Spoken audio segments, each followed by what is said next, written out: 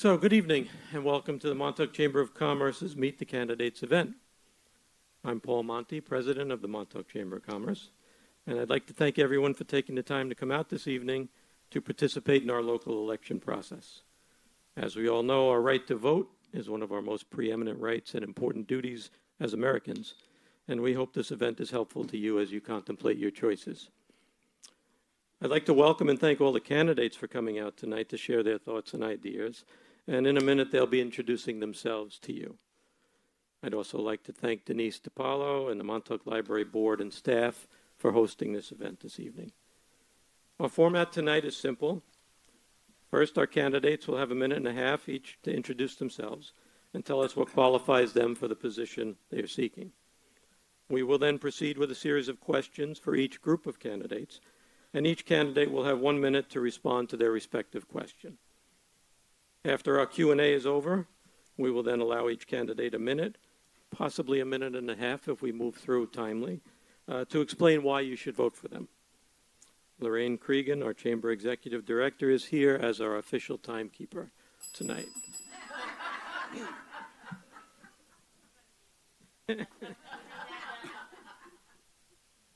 Let's see. We're 5 minutes in. Why don't we get started with opening remarks, and then hopefully by the time we get to the empty seats, there will be someone in them.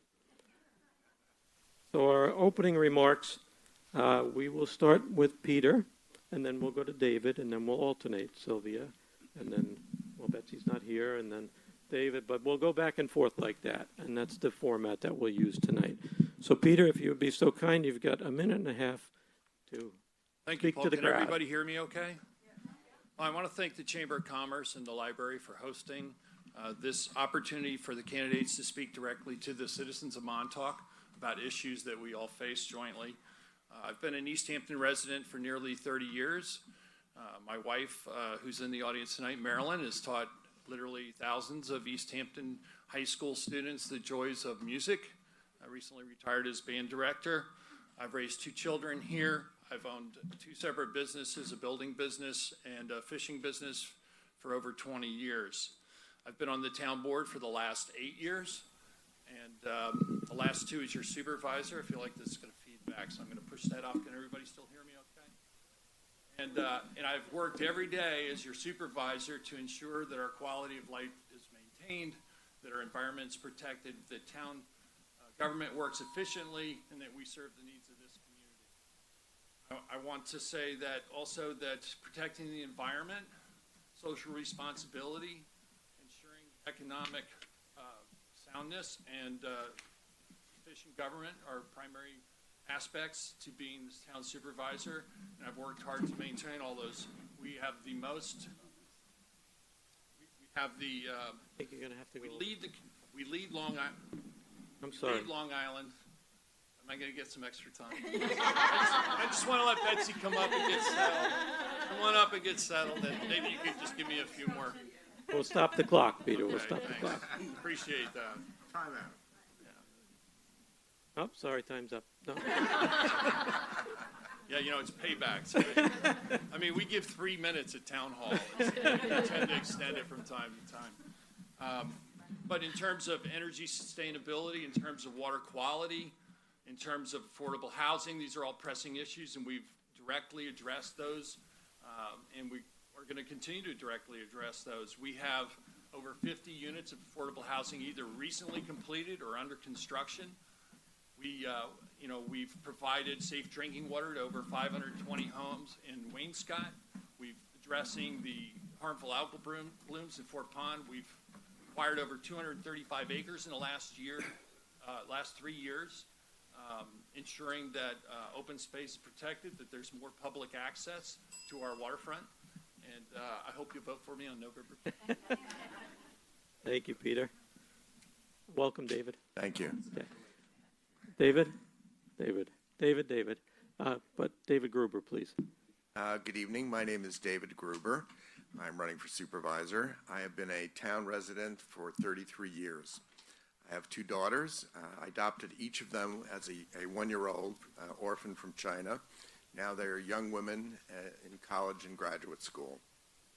I have had a long and varied business career, acquiring, supervising various companies in industries as diverse as factory fishing trawlers in the Pacific Northwest and a garment center company on 7th Avenue.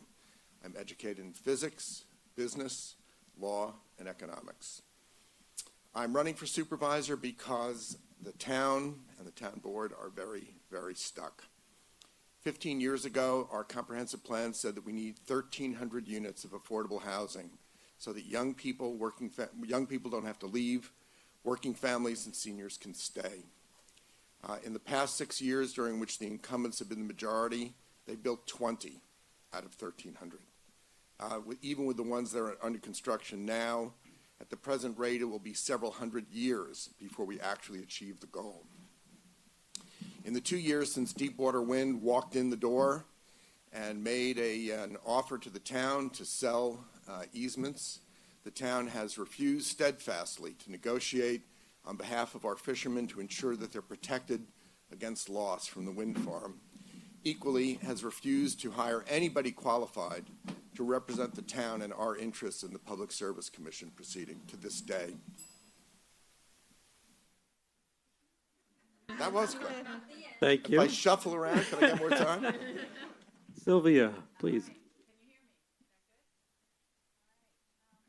I'd like to thank the Chamber and the Library for sponsoring this event and for all of you for coming out tonight to hear the candidates about the November 5th election as we speak about our experience and our goals for the town. For me, community is the thing that matters most. I suspect that all of you here tonight also care about and believe in your community. And like you, I am grateful that East Hampton is mine. So why is community important? It is because it is the shaper of things. It certainly shaped my family. The school teachers, our neighbors, our church, friends, organizations, co-workers, they all influenced and shaped my family. So our town council also plays a role in influencing and shaping as well. It is its role to bring people together and to make lives better. I've seen how our council fulfills this role, and I'd like to highlight 3 examples if I have time. Affordable housing is the most critical issue. I successfully worked to bring a shelved project known as the Manor Houses back to life and to completion. It is the first affordable housing project built by the town in decades. I supported the Gansett Meadows project with guaranteed funding and voted to purchase property on Route 114 to continue our commitment to affordable housing for those that live and work in our community. Number 2 is leading on energy sustainability. On that committee, that is the fastest minute and a half. So we'll get back to some of those issues later, but thank you. Okay. Thank you very much, Sylvia. Betsy. Hello, thank you, and thank you very much to the Chamber and the Library for hosting and inviting me to participate tonight. I am Betsy Bambrick. I'm an unaffiliated candidate for Town Board who can be found on the Conservative, Independence, and Libertarian ballot lines. I'm endorsed by the East Hampton Republican Committee, the EH Fusion Party, and the Reformed Democrats. Now, that is widespread support, and that covers an entire spectrum of political viewpoints. And that's because in my 30 years of public service, I have remained independent despite being encouraged to join major political parties. Yes, I began working in 1989 for the town when appointed by the Tony Bullock administration to head the Animal Control Department. I was promoted to Director of Code Enforcement in 2010, and I served 2 terms on the Board of Ethics.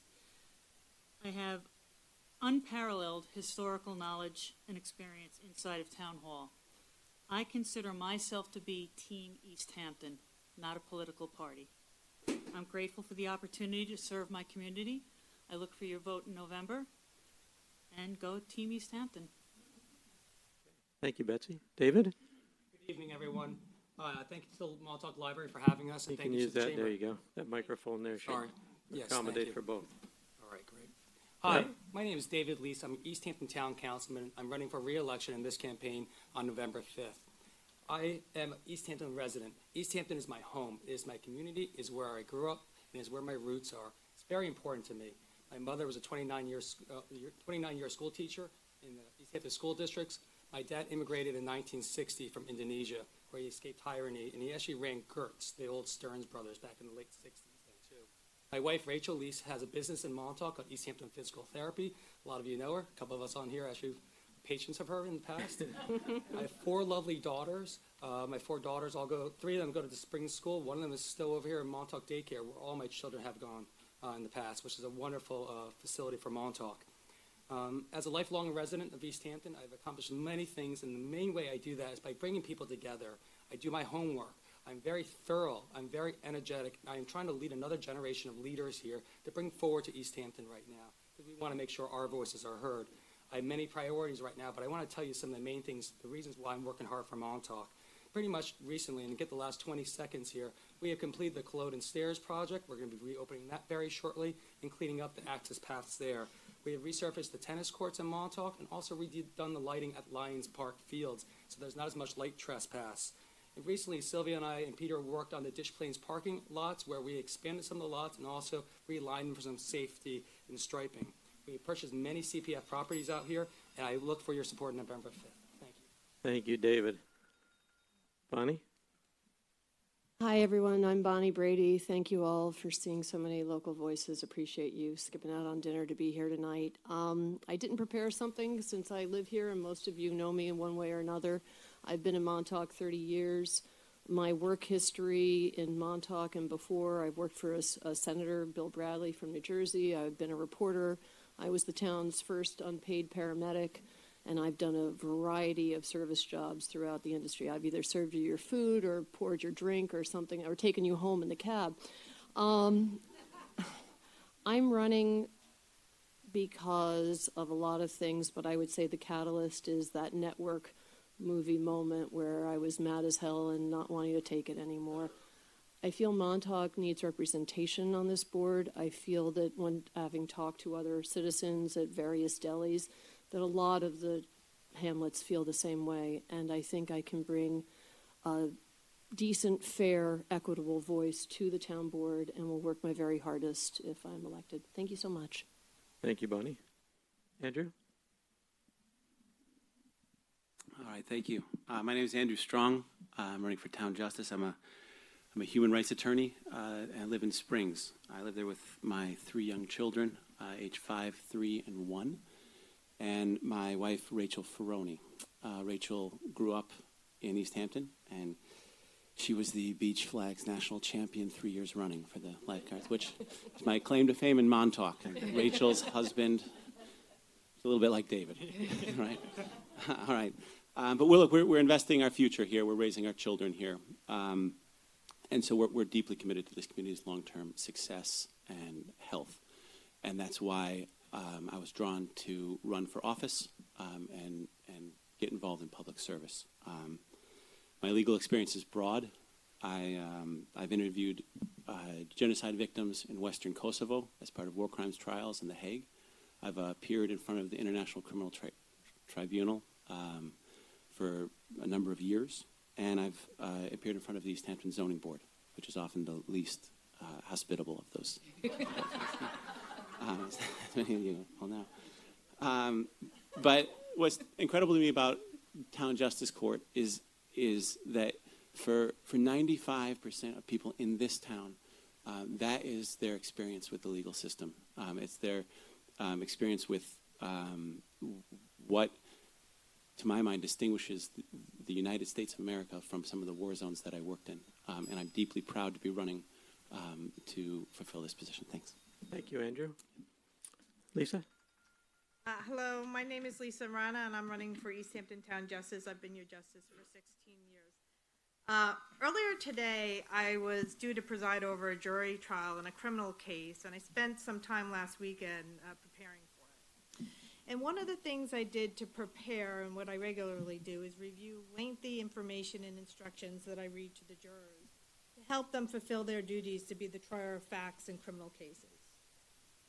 There may be some people here who have actually sat in a jury trial in a criminal case, but for those who have not, it's my obligation as the judge to instruct the jurors as to their duties and to explain certain legal concepts such as burden of proof and types of evidence during such a trial. The jury trial manual that I was reviewing was 295 pages long. It's long. Yet, the one paragraph to me that sums up the duty of jurors as succinctly as possible, and I have read this paragraph in every criminal jury trial I presided over, states as follows. Take this case free from sympathy, bias, and prejudice, for such thoughts have no proper place in the court of law. Your verdict should be rendered fairly and impartially, considering only the evidence and the lack of evidence in the case, using the rules and suggestions that I have just finished giving to you. Our criminal laws favor no one, and they condemn no one.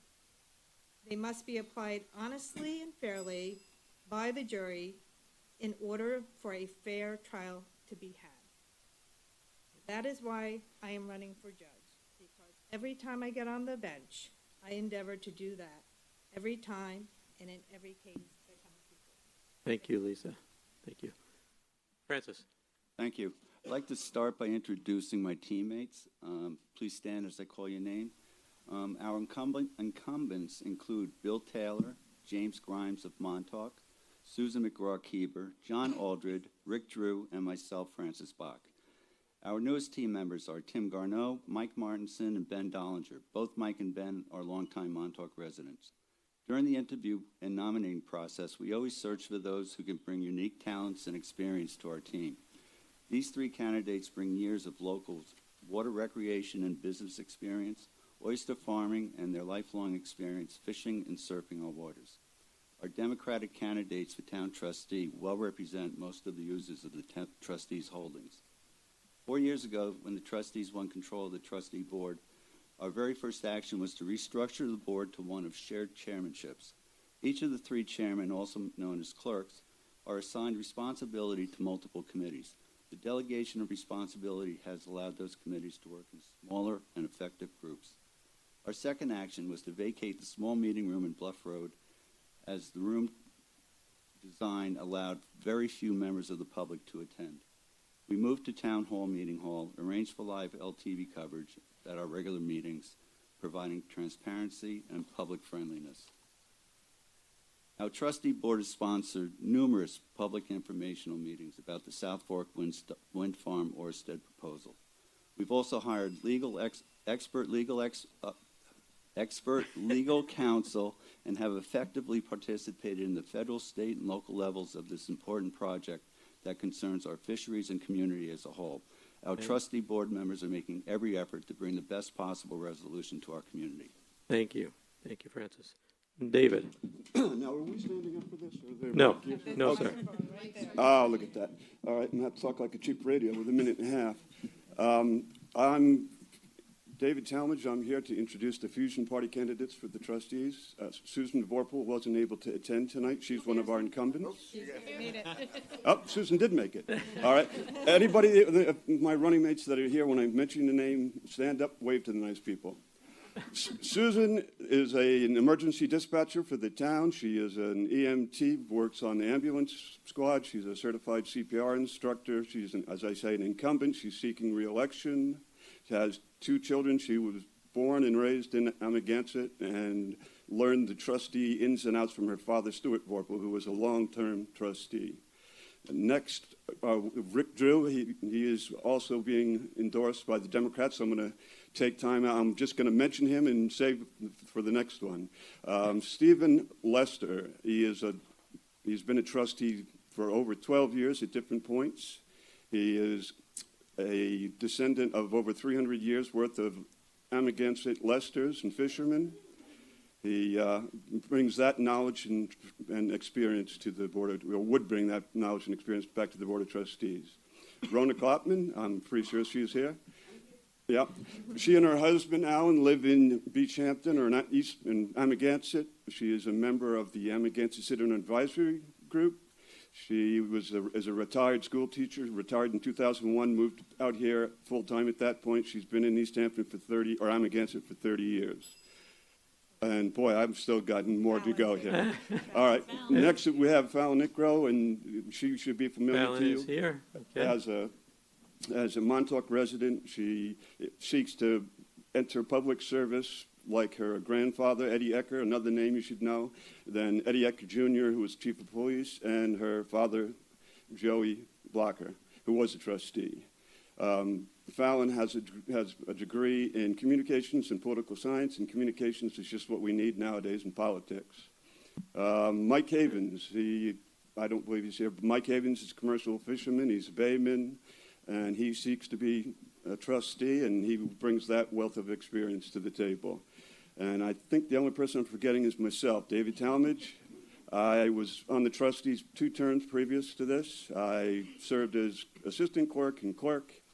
I've also served as vice president of the Springs School Board. I was born and raised in Springs, served in the U.S. Army until I went through some body modifications and then was medically retired. I have 3 sons and 2 grandsons. My education is in history. I have a degree in history, and my master's is in computer technology. And there we go, a minute and a half. There you go. Well, you got a little extra there, but we won't hold it against you. Okay, so we're going to thank you. We thank you all for the introductions and a little bit of information about yourselves, obviously. I just want to remind everybody to try to talk into the microphone because LTV is recording this, and it will be available on demand and also on a public schedule on Channel 20. So we're going to jump right into our questions now. I've broken them up into questions for the town board group, which would be the 6 folks up there, the supervisor candidates as well as the town board candidates. And each one of the 6 of you will have an opportunity to answer each of these questions. We've got 2 questions to get started with. The first one is, Montauk is a very unique and special place with a diverse economy and population. You may notice a certain thread of commonality throughout these questions. They're pretty much all about Montauk. So just so you all know. Sorry. Montauk is a very unique and special place with a diverse economy and population. In your opinion, what is the single most important economic sector driving our Montauk economy? Starting with Peter, please. The most important part of our economy is our beaches in Montauk, and that's why people are here. That's why they came originally, either to go fishing or to recreate. They started businesses around those beaches. And so I think, that is the golden goose here. And we have to ensure that we have a path forward to be certain that those beaches remain, that we have access to those beaches. We're facing a number of challenges. We've had a lot of storms. Hurricane Sandy laid bare the Motel Row, took away all the sand in front of the beach, and it didn't come back right away. And we were faced with making some very hard decisions. Those hard decisions are emergency decisions. We need to move forward with replenishment plans. And I know, I've worked with the chamber and various groups within Montauk. We have a really great committee working at creating an erosion control district to ensure that sand stays on those beaches. Again, that's our basic driver here. Thank you. Thank you, Peter. David? I have to say it's a toss-up. Montauk is the most important fishing port in the state of New York, and I think we have to, not only in terms of landings, but in its contribution to the character of this community. And I think we have to do everything possible to protect that industry, including making sure that if there's going to be a wind project off of our coast, that our fishing industry does not suffer, and we haven't done that yet. I say it's a toss-up because, of course, the hotel industry that depends on our beaches and the restaurant industry and the tourism industry are equally important in terms of revenues. So we have to act to protect our beaches. Now, in the past few years, the main activity to do that has been putting sandbags on the beach and a so-called Hamlet study that the authors say isn't really a plan for anything. It's a vision statement. So you don't have to worry that we'll adopt it because it's not a plan to do anything. It's just a vision. Not good enough. We have a clearly eroding situation, literally and figuratively, and we have to get on about figuring out what means are available to protect our beaches, what combination of sand. Hold that thought. I'm sure that topic will be coming up again. Sylvia? Yeah, I'm going to say water, and that encompasses a lot of issues. It includes the beaches, it includes fishing, it includes any of our recreation that we do on any of our oceans. And also, we are also looking for clean water and quality water. Tourism is again the second, the biggest economy, I think, that's out here. We've got second homeowners is also, so it's tourism, that's our biggest economy. 63% of folks out here are second homeowners, and 19% of the town's revenue comes from sales here in Montauk itself. So it's a big driver for our economy.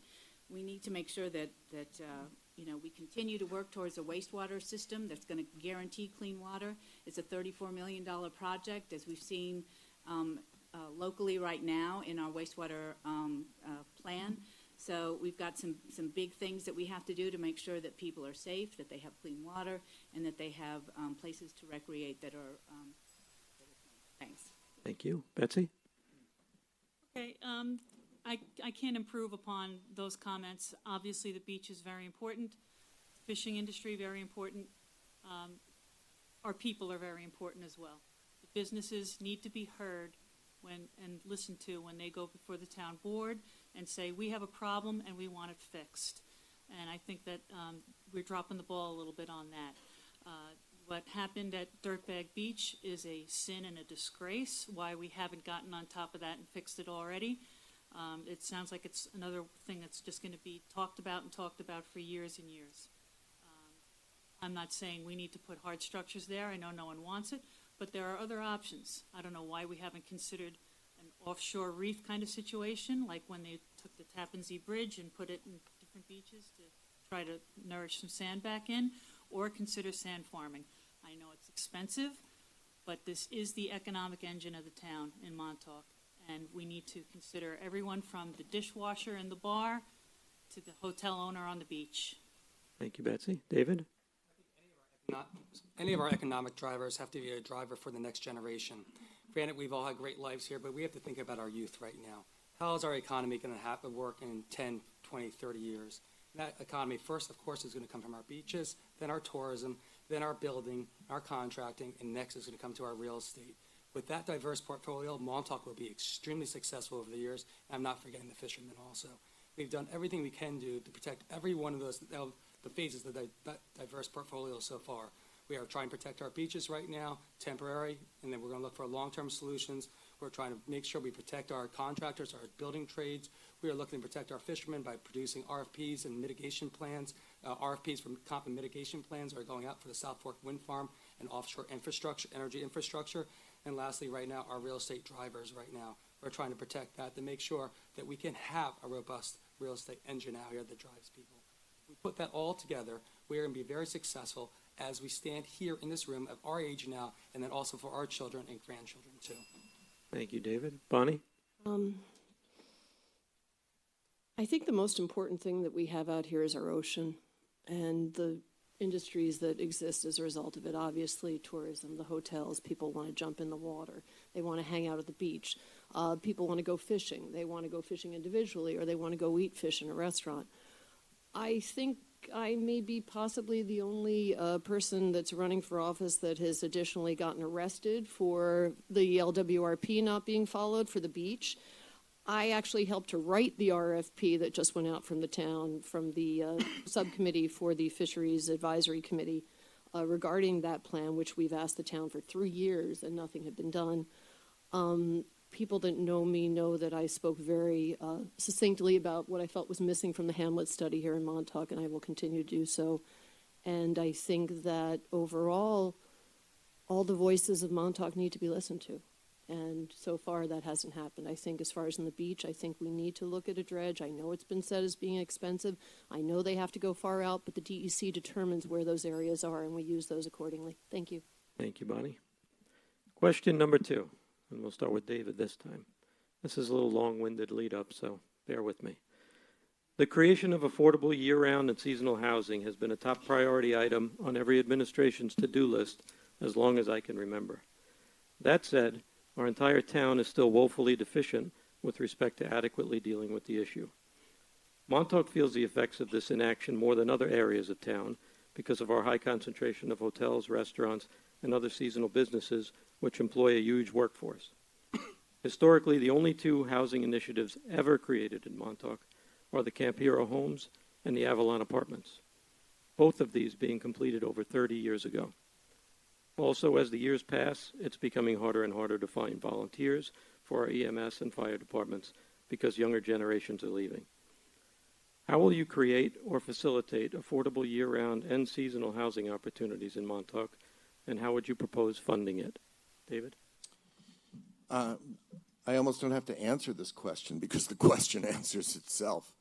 The fact is that we must build affordable housing because we cannot buy at market rates housing and subsidize it and possibly achieve what we need, because that would be cost us $800 million to do it.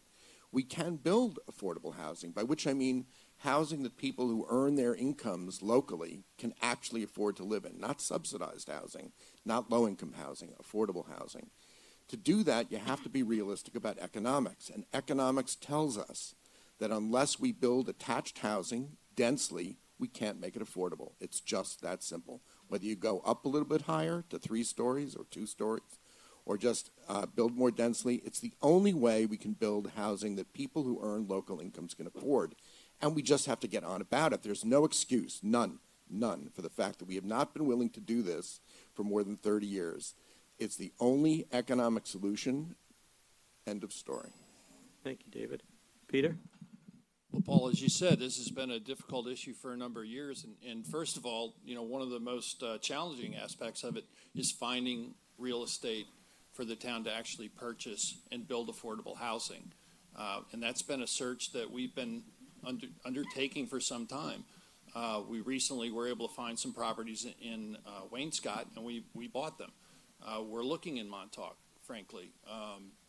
I can't disclose the actual properties, obviously, because that could affect the outcome of the deal. But, there's the ability of downtowns to have second-story apartments. And what's really holding up Montauk and the village of East Hampton and other locales, Amagansett Hamlet, is the fact that we can't get any more flow rate from Suffolk County Department of Health Services, which makes it that much more critically important that we move forward with the community waste treatment program and plant so that we can have those affordable apartments in a downtown above existing stores where people work. Thank you. Betsy? Mm-hmm. You spoke of 2 different forks, prongs on the same fork here. You're talking about affordable year-round and seasonal. I think what killed the year-round rental market is the advent of Airbnb and VRBO, where people are now renting on a short-term basis and getting a big chunk of money real quick and frequently. We have laws on the books about short-term rentals. They're not enforced, and when they're not enforced, then people, just dive in and continue with short-term rentals. Seasonal housing and workforce housing has all but dried up. I know there was talk of maybe putting some trailers or something on some property. Now, if that's not doesn't change the character of a community, I'm not sure what will. So I think that what we need to do is enforce the laws that are already on the books with housing, and so that will create more opportunity for year-round and seasonal opportunities. Thank you, Betsy. Sylvia? Yeah, I think as Betsy knows, short-term rentals are hard to police. You have to know, when they've actually had the short-term rental there, and then you have to have it twice within a 6-month period, and it's sometimes very hard to document. So we do our best, and that's why we had a rental registry. But having investors come in and take away some of the housing that we have for year-round rental and that are less expensive has been what has happened with Airbnb and Verbo and things of that nature. I will say that one of the things that I think Montauk would like to have is a vibrant downtown much longer during the season.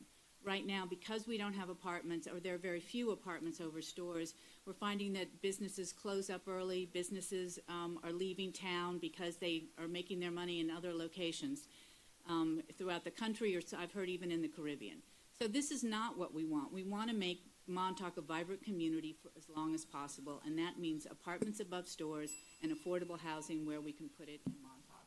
And RVs we're working on with with Paul, is heading our business committee, and thank you. And the RVs will come up at our town board work session probably really soon. I'm just the in the next moderator month. tonight. You're just the moderator now. No, you're more than that. You're more than that. You know that. Bonnie? I think throughout the town, there's got to be an all-hands approach to housing. Locally for Montauk, I mean, there are examples of really nice duplexes, triplexes down the ones that the Royal Atlantic built across from Harborside. I think perhaps that type of environment where you have on a small piece of land to be allowing for smaller amounts of density in certain neighborhoods would be a doable solution. I do think, however, that for the town-wide scenario, you've got to talk to the school districts, you've got to get everybody on board. Subsidized housing, the seniors are going to really hurt as a result of that for those that are on fixed incomes.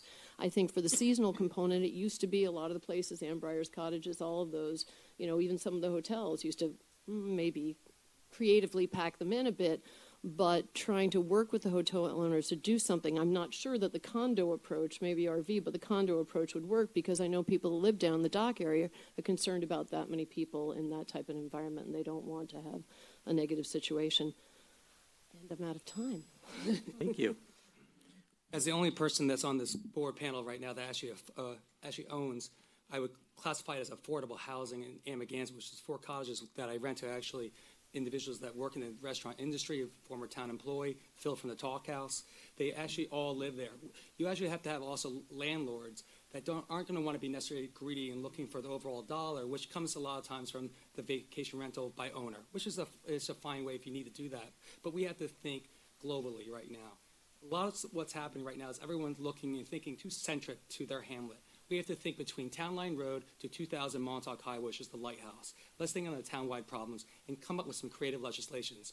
I successfully did that already in the first 21 months, where I looked for detached, affordable accessory apartments. I decreased, with the support of Peter and Sylvia here, the lot area minimums for that from 40,000 square feet to 30,000 square feet. That allowed an extra 1,400 properties to come and try to participate into this program right now. There still is a backstop of 100 total and 20 per school district. So let's get creative with it, and let's think about our kids. Thank you, David. Okay, our next question is for our town justice candidates. We'll start with Andrew. Question is, how do you feel our local judges can make the greatest impact on our community's quality of life and the betterment of our residents? Started with me. I didn't want to give me a chance to think about that one first. All right. I think that the town justice position is a difficult job because it requires you to balance the interests of the town and protecting our community, protecting our safety against the humanity of the person that's in front of you. And you have to do that within the constraints of the law. Now, fundamentally, I think that job is less about judgment and power and more about service to the town. So I think, to answer your question, the best way to do that is to approach the job as one of service to this community. Get the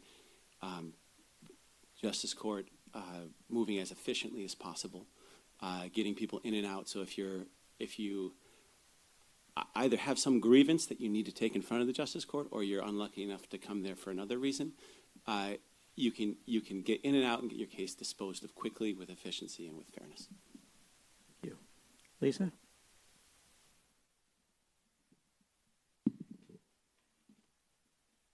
The Justice Court, as Andrew had said earlier, is one of the places where a good portion of our community may be their only experience with the criminal justice system or any of the court systems. So I think in order to really have a justice court that serves the community, it has to be a place that people feel that when they go there, their cases are heard, that they are heard, that they're treated fairly, and that they're treated with dignity and respect. And that if you go into that courtroom, from the moment that you walk through the doors until the moment that you leave, even if your case did not come out the way you might want it to, that you had an opportunity to be heard. And that's what we endeavor to do. I think you have to be open. I mean, one of the things I can really pride myself in what goes on there right now is that we have staff that are very welcoming. They try to put people at ease, and they try to make it so that when somebody does come in, they know where they have to go, what they have to do, and what they can expect. Thank you very much. We're now going to go back to the supervisor and town board candidates, starting with David again, and then we'll go back to Peter on the next question. First question is, I believe we are all in agreement, and it was recently confirmed by an outside consultant, Montauk's beaches are our #1 asset and biggest tourism draw. That said, do you support beach renourishment as a means of growing and maintaining our ocean beaches? And if so, how do you feel it should be funded? David. All right, I'm just going to take a few seconds to address this matter of affordable housing. We could build all the housing that we need on 80 acres of land spread out across town, and only a third of that would be building footprint. We have 45,000 acres of land in East Hampton. I think we could find 80 of them if we looked, especially considering that Councilwoman Overby just said that they just bought 235. I am not an engineer. I'm not a beach engineer. I'm not a hydrologist.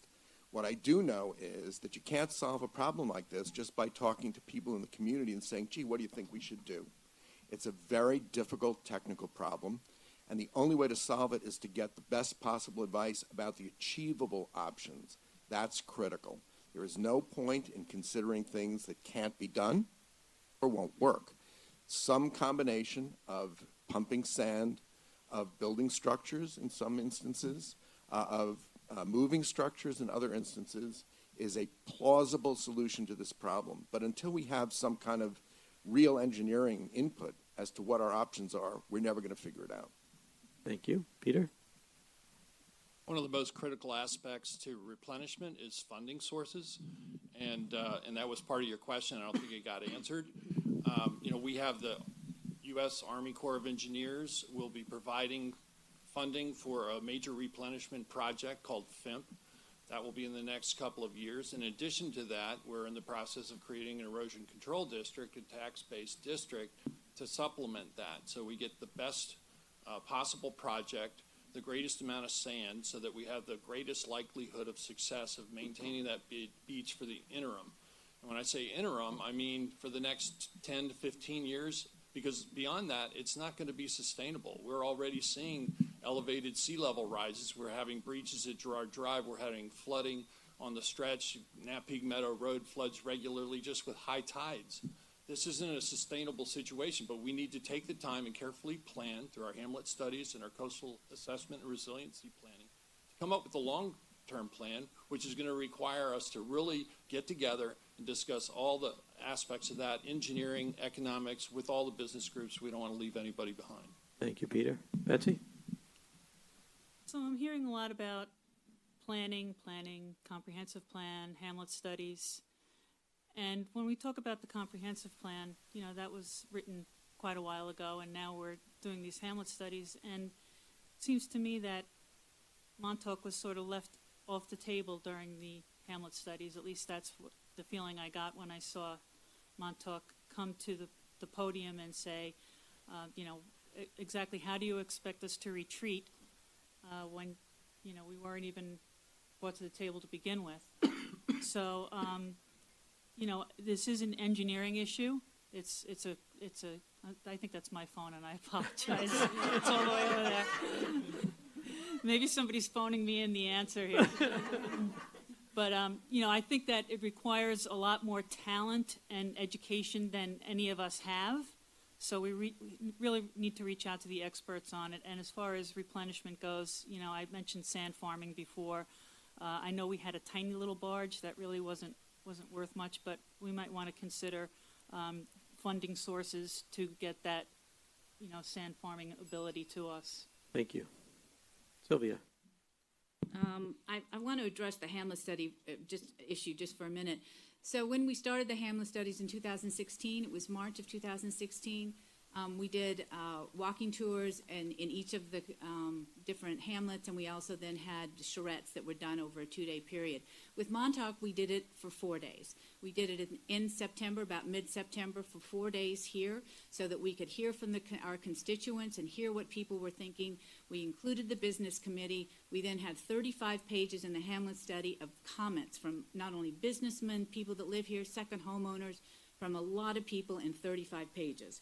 So the action that we're supposed to be taking is not necessarily the action that's in the Hamlet study. The Hamlet study is laying out the ideas about, and one of the issues is retreat.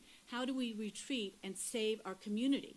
How do we do that so that they don't get washed away? How do we make sure that businesses are secure and that when they have when they need to make investments, they're not making investments into businesses that are going to fall into the ocean, but businesses that are going to be further landward. And that's what the Hamlet study is going to do, and have an issue for us to have an You'll action have an on opportunity later. to expand on that in our next question.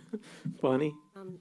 I think most local people would have been under a rock if they don't know what I think about the Hamlet study, so I won't belabor that issue very much. I think beach nourishment, if it's done appropriately, has to include the appropriate grain of sand. I would prefer to see those sandbags removed, because I think part of the problem is when you get that construction grade, the orange Fanta sand that everyone sits in and doesn't clean out of your clothes, that by itself with the water action continues to scallop out the area. I believe it was West Hampton Beach had done some work regarding beach renourishment, and the fellow that you guys brought in for, I forget his name, but he was at the town board like 2 weeks ago. He's a very well-known sand guy, and he's worked with West Hampton Beach on that issue.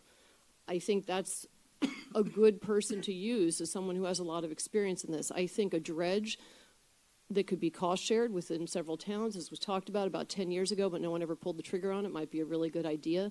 Any areas that are chosen for sand have the approval of the DEC and the feds, and that's a process. Thank you, Bonnie. Thank you. David? One of the things we have to look at right now is that the best type of beach for sand nourishment is the size of the beach. We have to looking at the width of the beach and not just the length of the beach also. The larger the beach project, the more economic of scale are going to come into play right now. Great Lakes Dredge and Dry Dock, who my wife's aunt used to work for, actually did the Southampton tax district and did their beach nourishment project. Aram Tarkunian, who's from First Coastal, is the gentleman that Bonnie's trying to refer to right now, is the gentleman that's actually helping the town right now go out to our RFP from the Montauk Beach Association to go out and try to find what the coastal geologists and hydrologists to be able to design the correct slopes and the correct size for our potential tax district, and that could be one of the funding sources right now. Also, what we have to think about, these large dredge projects are going to have to look for the sand lens. Yes, I do agree we have to get the appropriate type of sand to put on our beautiful beaches out here.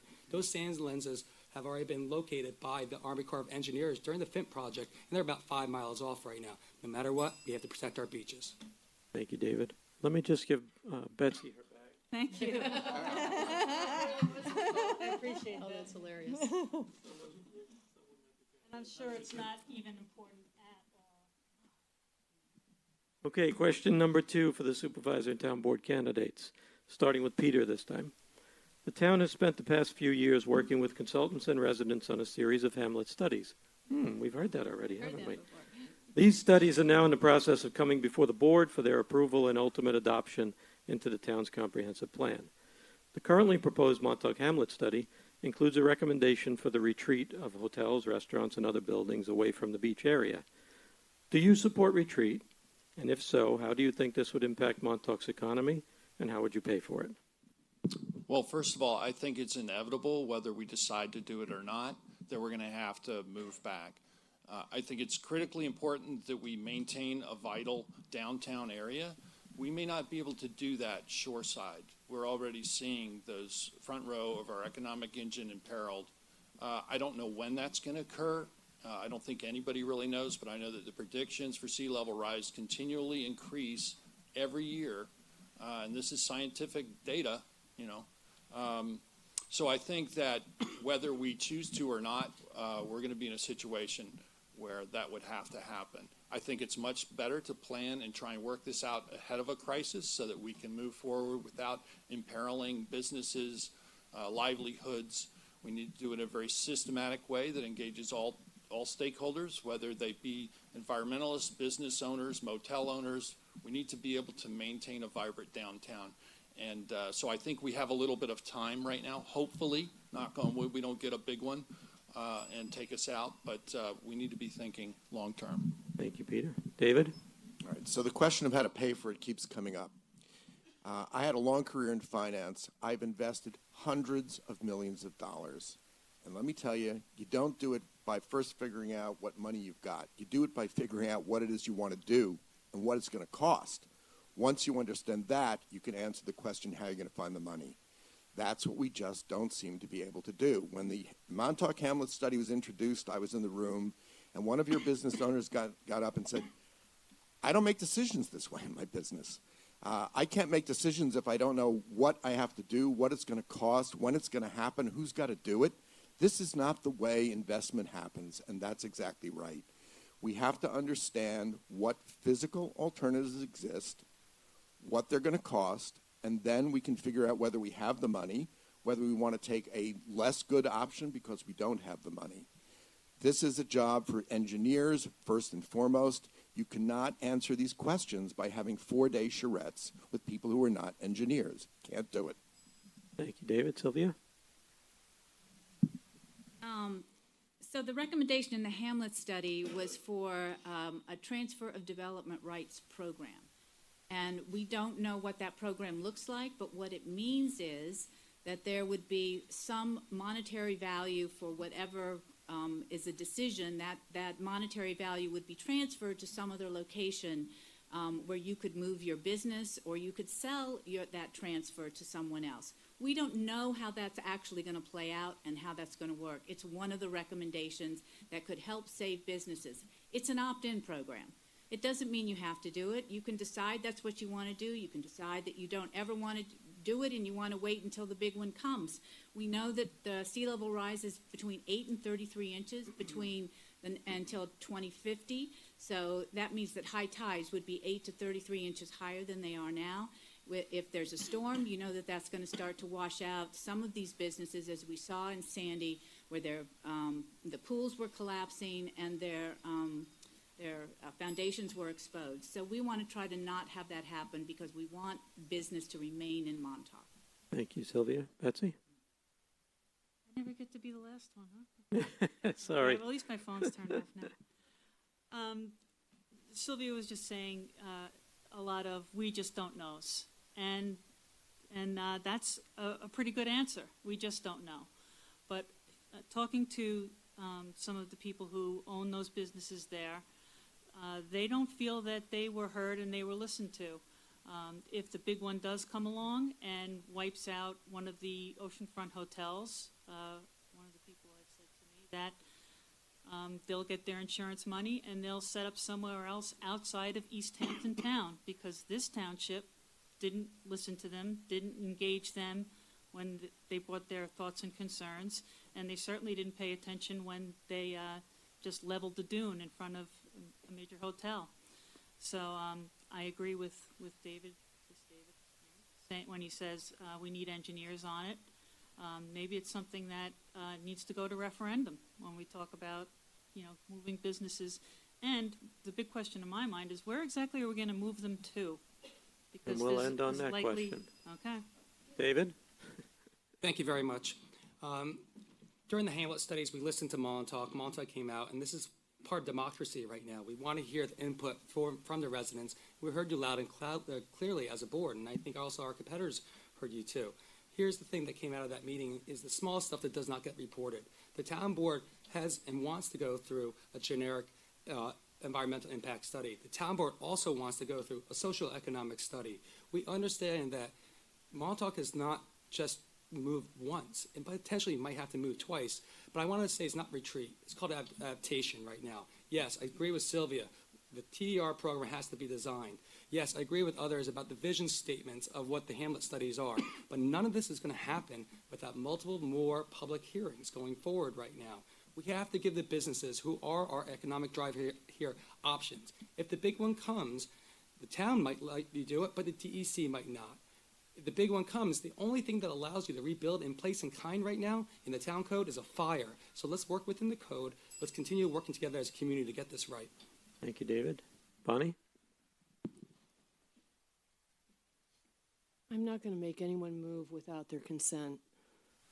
The charrettes, which I've called the charades and passed, that took place where we were putting little pieces and houses to determine what it might look like in the future, someone said, oh, look, we can make it look like a fishing village down at the docks.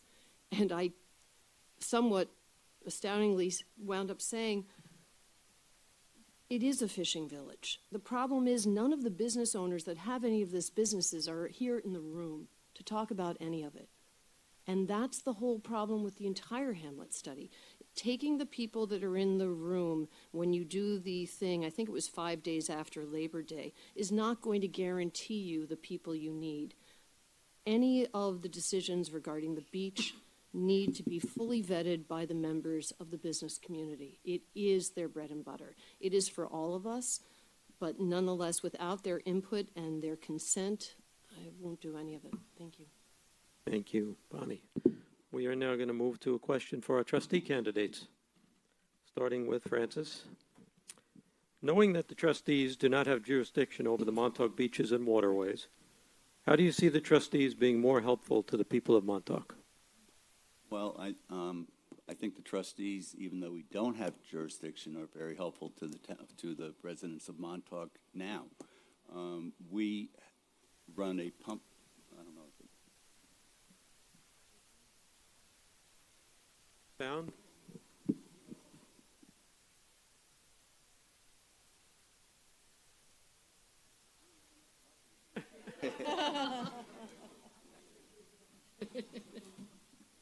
Okay, maybe the microphone connection?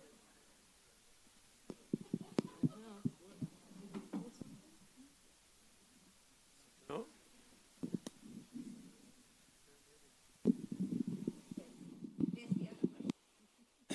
Well, let's see if we can hear over it. There we go. Yay. I don't know if it's working. Working? Yep, it's working. All right. Okay. Got to do over. Good job. Uh-oh. Sing again? Mine's good. No, that's not it. That's not it. You got it.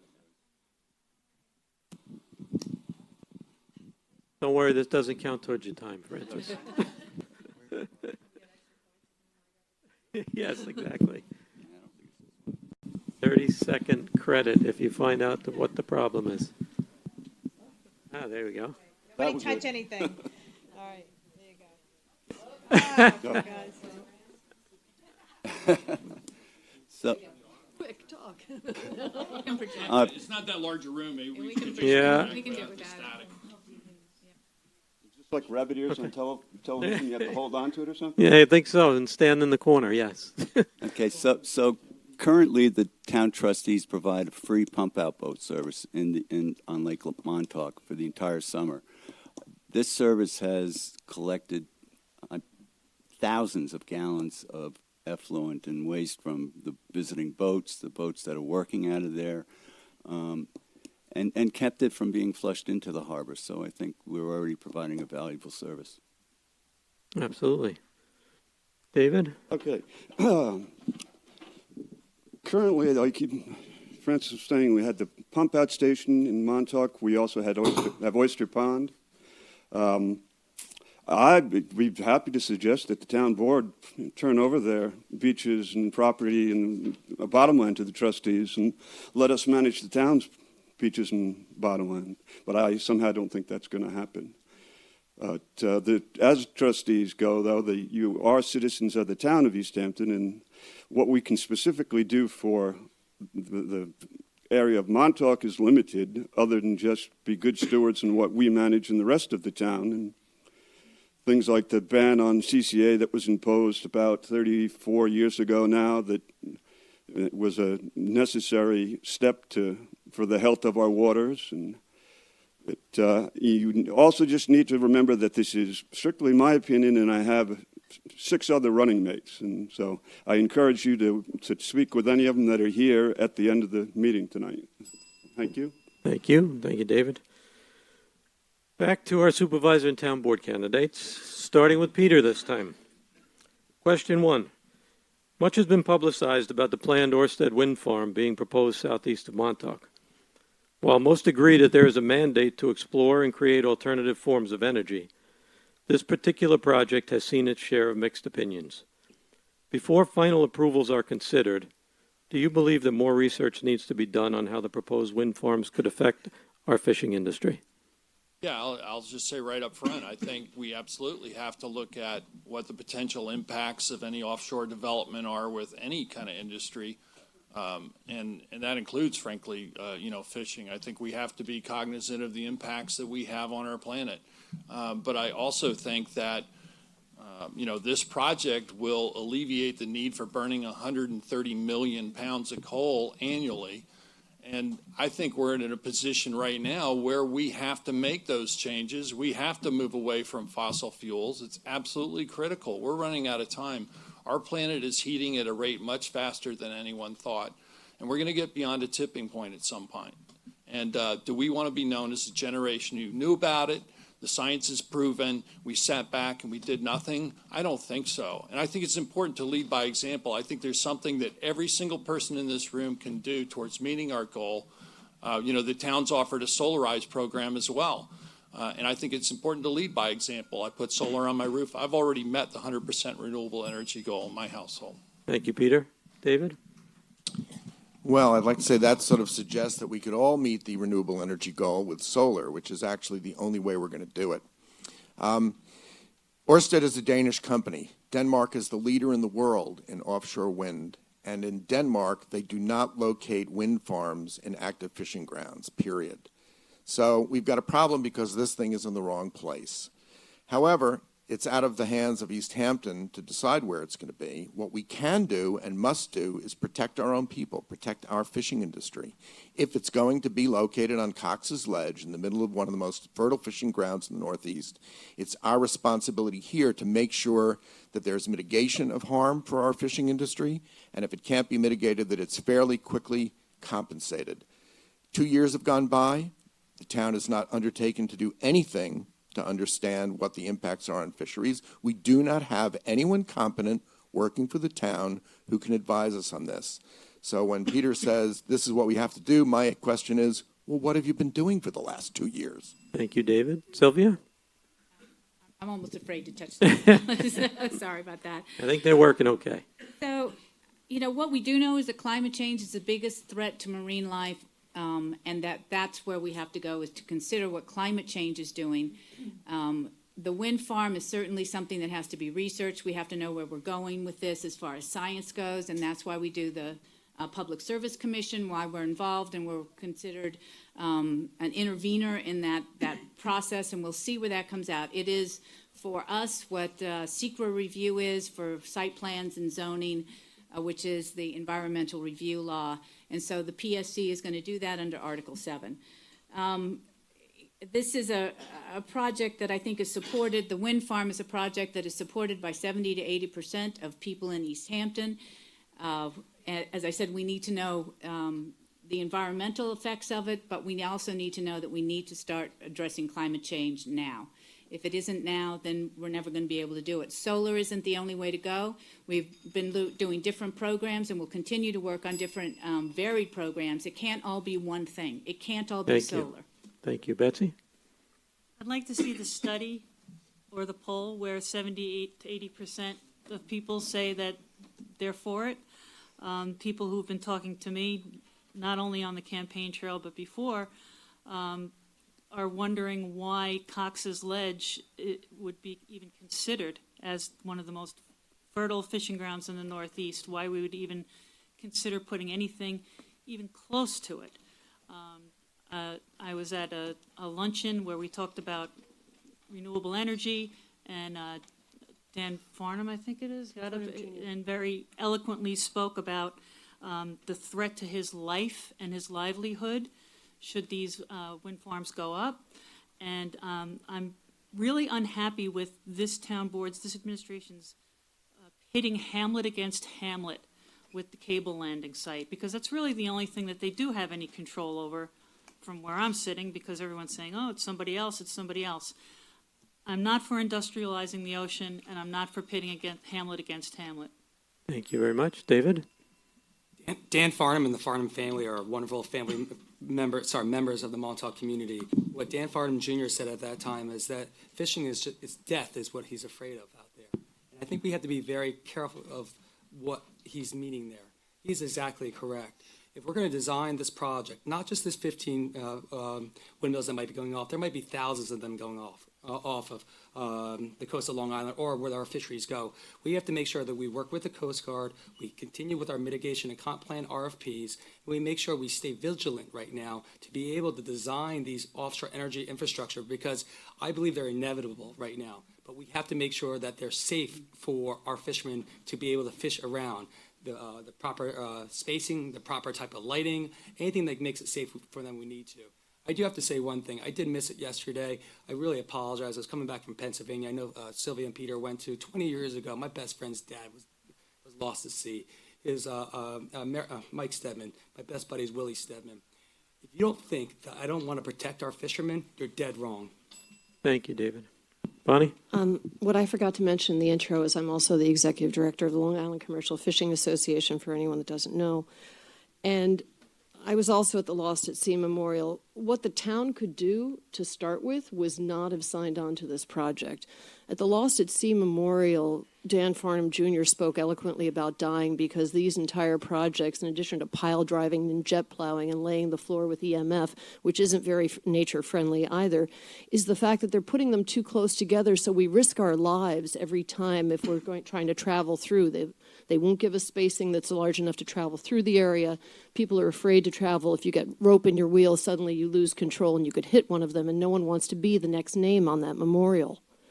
They could have, from the very beginning, said no. They could have spoken to the Fisheries Advisory Committee when they wanted to start even thinking about it. They could have talked to us when the community benefits package came on. They could have done everything. They did nothing. And that's unconscionable. Thank you. Second question, continuing on the wind farm.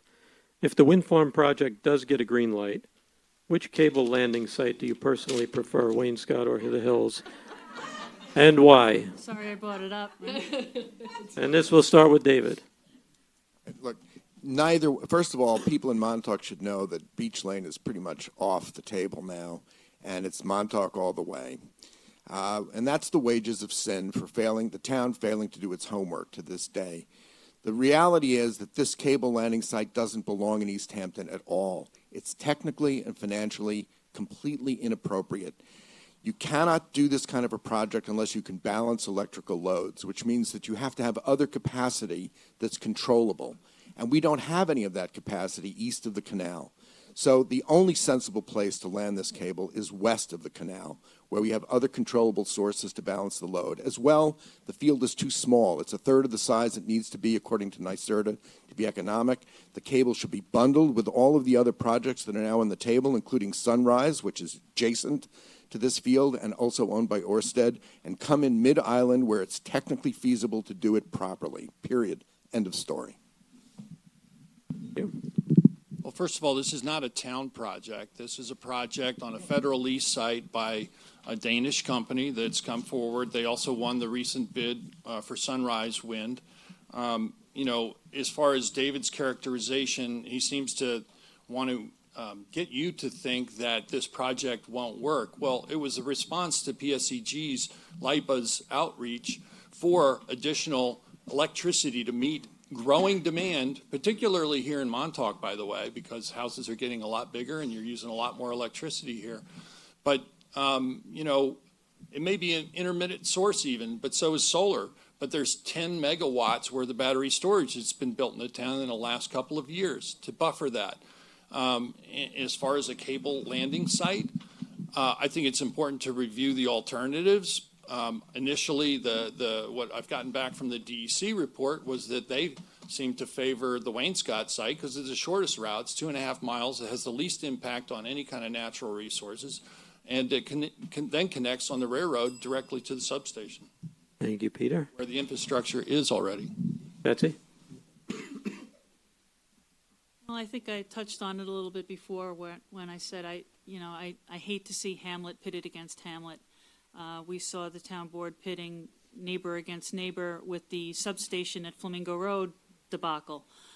They did back off from that, but it was because of community output, and it was because of community input, rather, community actually going over their heads and going to the to the utility themselves and saying, we don't want this here.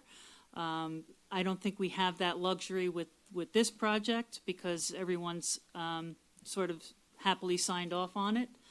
And I think we're just going to go along our merry way there. And the only thing that is within the town board's control is where is it going to land and where are they going to provide the easements. If they're going to provide the easements in Wainscott, or whether everyone's lives are going to be disrupted for over 2 years while they lay the cable along 27 to get it to Cove Hollow Road. Thank you, Betsy. Sylvia? Again, the town is not PSEG. So PSEG has its own projects. They are responsible for electricity in your home. We are responsible for making sure that PSEG comes to you and asks you where it should be. And that's what we did with the substation. We made sure that they had outreach to the community. They had a big showing at the Montauk Playhouse. I think over 400 people showed up. And that was something that they had to listen to, and we asked them to do that. As far as the landing, there are pros and cons to both, but I think that the Wainscott landing is the one that is the most efficient, and we're always looking for ways to be efficient. It also makes undergrounding all of those lines on Beach Lane and up to the substation. They're going to put them underground, which makes that whole area much more resilient. And so we're looking for resiliency, efficiency. I believe that it's probably the best landing site is going to be Wainscott. Thank you. Bonnie? The Sophie's choice of Montauk versus Wainscott has been at least preempted temporarily by the Secretary of Interior, who put a halt to future movement on any of the wind energy areas until December of 2020 to relook at the lease areas as it relates to commercial fishing. So we have a brief pause. The reason for the LIPA project was, one, to defer the need to build a new transmission grid, and a secondary was to offer resiliency in case of an extreme event. That was according to the LIPA document for the South Fork WebEx. This project does neither. The idea that the substation in Montauk 2 years ago, I don't know this year, I haven't got the stats, but I'll check it out and fill it in. They only needed to turn on the gas generators twice. Once was a test and once was a mistake. Overall, Long Island, Zone K, the Brattle report says that we won't need any future generation until 2030. Obviously, we've got peak demand here in the summertime, and most of that is going west of the canal. Thank you, Bonnie. David? The question originally was about the location of the cable landing. Yes. I think one of the toughest things that a town council person has to do, or a town supervisor, or as the leader of the town here has to do, is we don't want to pit residents against residents. That's not what we're supposed to be doing right now. We're supposed to be looking at the facts. We're supposed to be looking at where is the legacy infrastructure right now? What is the path of least resistance right now as far as that infrastructure? If we're going to try to underground something almost 20 miles compared to 4 miles, you have to really think about what's under the ground right now. There could be piping, there's going to be also drainage, there's going to be new water pipes right now. So for myself right now, I would be looking for the path of least resistance physically, not emotionally, because we're going to get them from both places then too. So to myself right now, it would be actually in Wainscott for that fact. Because when you start looking at what's going down Nat Peak stretch, you're in a floodplain right now, you're on an isthmus, it's the old glacial riverbed for the Connecticut River. Wainscott, the hydrology to go onto that beach, or the coastal hydrology to go on that beach is much better. Next thing about the utility and the substation on Flamingo Road, I sat in a meeting with the supervisor, with PSEG's engineering, and at that meeting, the supervisor and myself stated to them, we do not want it on Flamingo Road. Look other places. Thank you, David. Thank you. We're going to go back to the town justice candidates for a question now, starting with Lisa. In a recent court decision in another state, a judge was admonished for hugging the defendant at the end of the case. Do you feel that there is a place for empathy as well as the rule of law in the courtroom? We'll start with Lisa this time. There is definitely a place for empathy in the court, and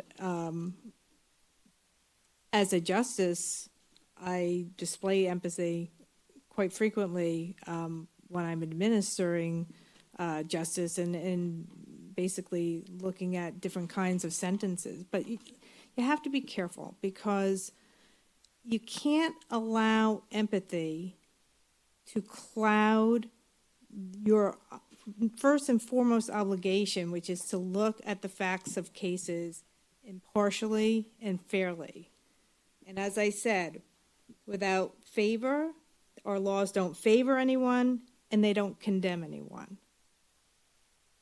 We're people, and you have feelings. The justice court is not void of empathy, but you can't have empathy be the end all when it comes to administering justice.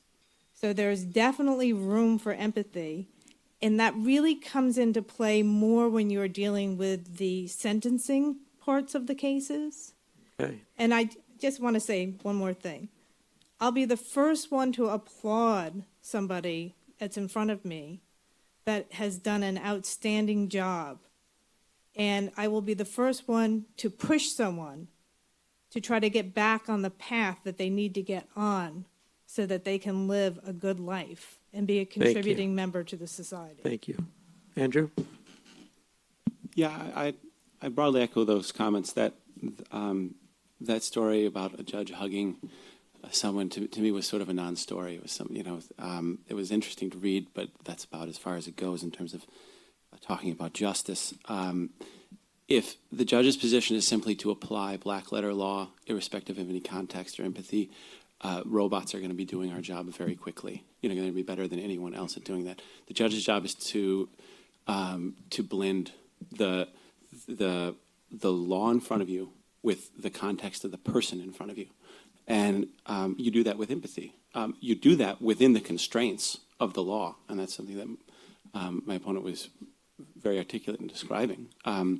And you're bound by the law, but the balancing act is to protect this town, to keep us safe, while meeting the humanity of the person in front of you. And you balance that within the constraints of the law with your integrity. And I'll stop there. Thank you. Back to our supervisor and town board candidates. Sorry we keep coming back to hit you with these questions, but that's what tonight's all about. Question number one, we're going to start with David. As concerns about the quality of our local water continue to grow, do you support the creation of a community wastewater system in Montauk in either the downtown, harbor, ditch plains, or all of the above? And if so, how would you propose funding it? Well, same old question, and it's going to be the same old answer. These are technical issues. I saw Steve Engelbreit, an assemblyman who is not only an assemblyman but a geology professor, at a talk about water quality just a couple of weeks ago. And what he said is we have to understand the carrying capacity of our aquifer in terms of nitrogen.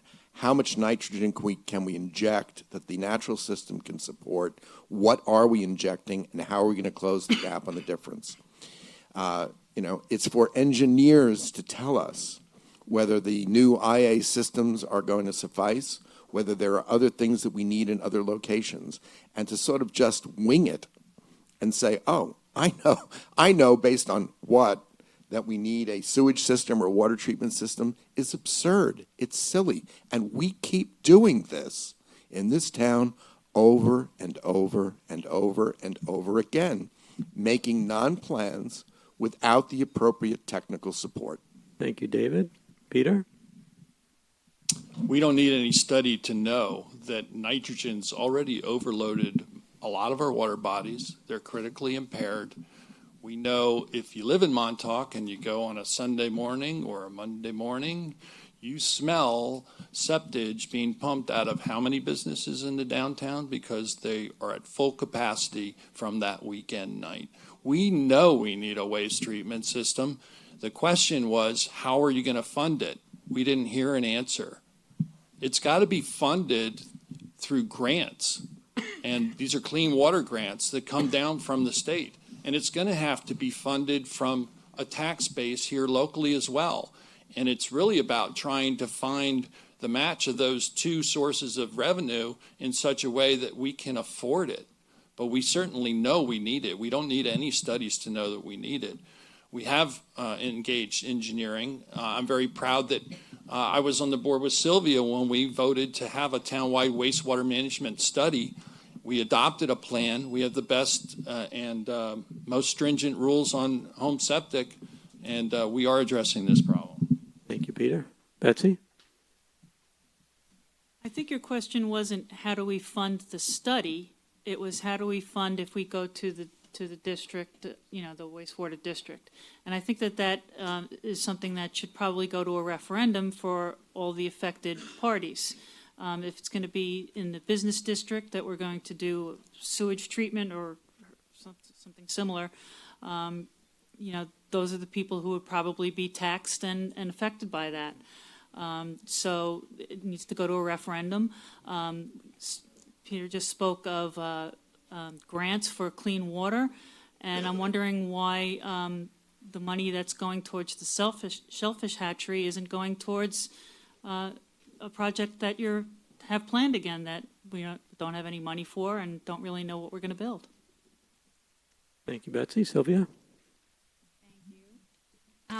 So one article today in the Newsweek was about Nassau County, and Nassau is actually starting to look to New York City to buy their water because their water is contaminated.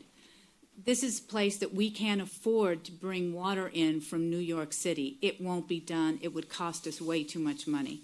So we do need to start funding projects like a wastewater treatment plant. The state does help us out with grants, probably will never be enough, but we need to make sure, again, that the wastewater treatment would be for downtown Montauk, also for the dock area, and I think Ditch Plains, if they could also, feed into it. But I think those three areas are definitely needing packaged wastewater treatment plants. The wastewater treatment plant that was envisioned is not one that's going to allow developers to come in and overdevelop, because that's the other balance that we have to have and make sure that what we're going to size the treatment plants to are what's either here and then affordable housing. And that's how I see it as moving forward. Thank you, Sylvia. Bonnie? Part of the issue with wastewater, liquid waste facilities that I would want to definitely look at. I'd spoken to someone from Amagansett who had told me they used to have a liquid waste facility within the town of East Hampton that closed. And so now any of the companies that do it must go all the way, I think, around Yaphank in order to be able to determine it. So I'd want to know, first of all, what a cost analysis as to, is there a place to do it necessarily within Montauk, or is there some place within the town of East Hampton that could collect that and be more efficient? From a fisheries perspective, obviously no one wants excess nitrogen if you're clamming. However, there were issues, I know, with Great South Bay with some of the treatment systems that went in, and the fishermen in the area noticing the downturn in their fisheries and their clamming from when they went over to treatment systems. So I would want to make sure that all of those points were ticked off before we went further. Thank you. David? To continue with the vibrant downtown, we have to look at flow rate. Flow rate is a determination of the Suffolk County Department of Health Services. For example, right now, flow rate for an apartment above that's under 600 square feet, you need 125 gallons. I believe it's 150. From 600 to 1,200, you need 225 gallons. So if you actually want to maximize your property, if you're a property owner right now, you want to see what your use is going to be. It could be anything from a retail use, which is 0.03 gallons per square foot. You could also have a restaurant use, but also you want to try to have the use of more income by potentially having apartments above. So to get that flow rate, you need to actually have a community wastewater system. Yes, Peter is correct. They actually have been studying this. They've been working with Pio Lombardo, coming up with what the economic impacts would be to the businesses. Where is the tax district going to be drawn? All tax districts have to be voted on. Okay, we know that already. So it's not saying we should, we have to. Next thing on there, any system right now is going to have to be scalable. You can design a system right now for just the downtown, and then we scale it up when we go to the cost of economy to add in other locations right now. But I do agree with it. I think we have to do a tax district and be careful about that too. But we have it designed, we can do it appropriately. Thank you, David. Busy night for phones. Usually we have no service out here, but tonight it's working pretty well. Next question. Yeah, there you go. Next question, starting with Peter this time. The East Hampton Airport has been a flashpoint of conflict for many years, and recently it seems to be getting even more heated. If the airport is released from FAA control in the near future, would you vote to close it down, knowing that it would certainly create a tremendous burden on Montauk?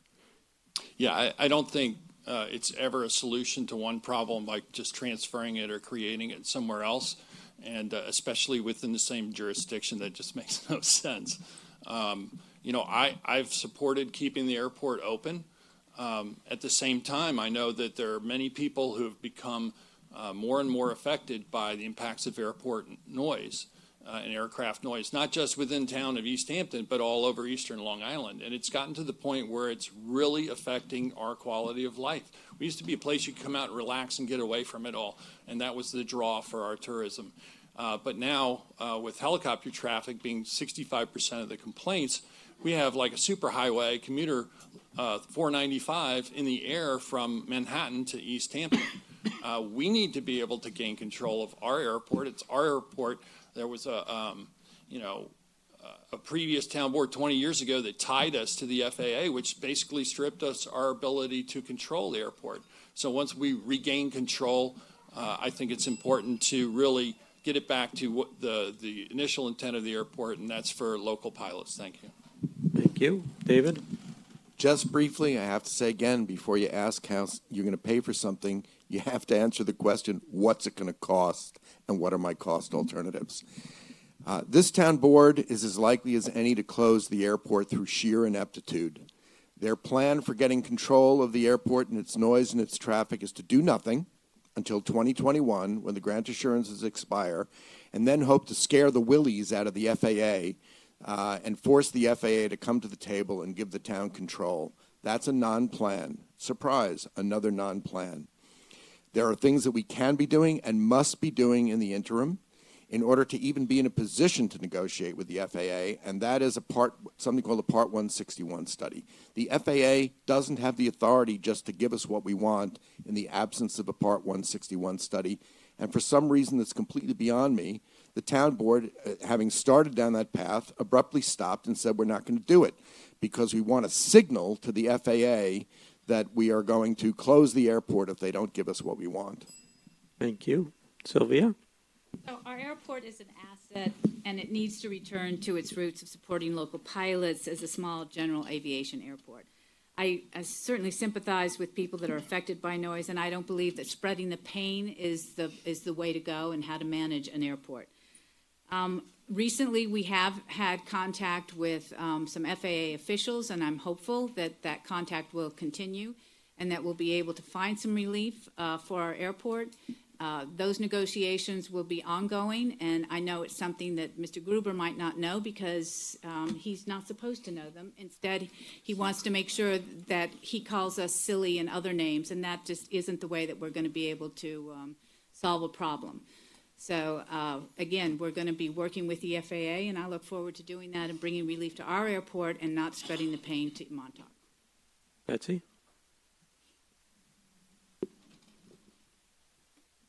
I think it's pretty clear that this board wants to close the airport. They hired people to involve themselves with the Part 161, who came back and gave them a report that you need to close it and then start looking for other use for the airport once you do close it. If that does happen, there's no doubt in my mind that the Montauk Airport is going to be beleaguered by additional traffic.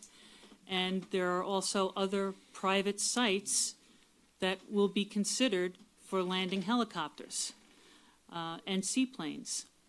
So if we're just going to sort of, thumb our noses at the airport and say, okay, we're going to close it down, there are going to be repercussions.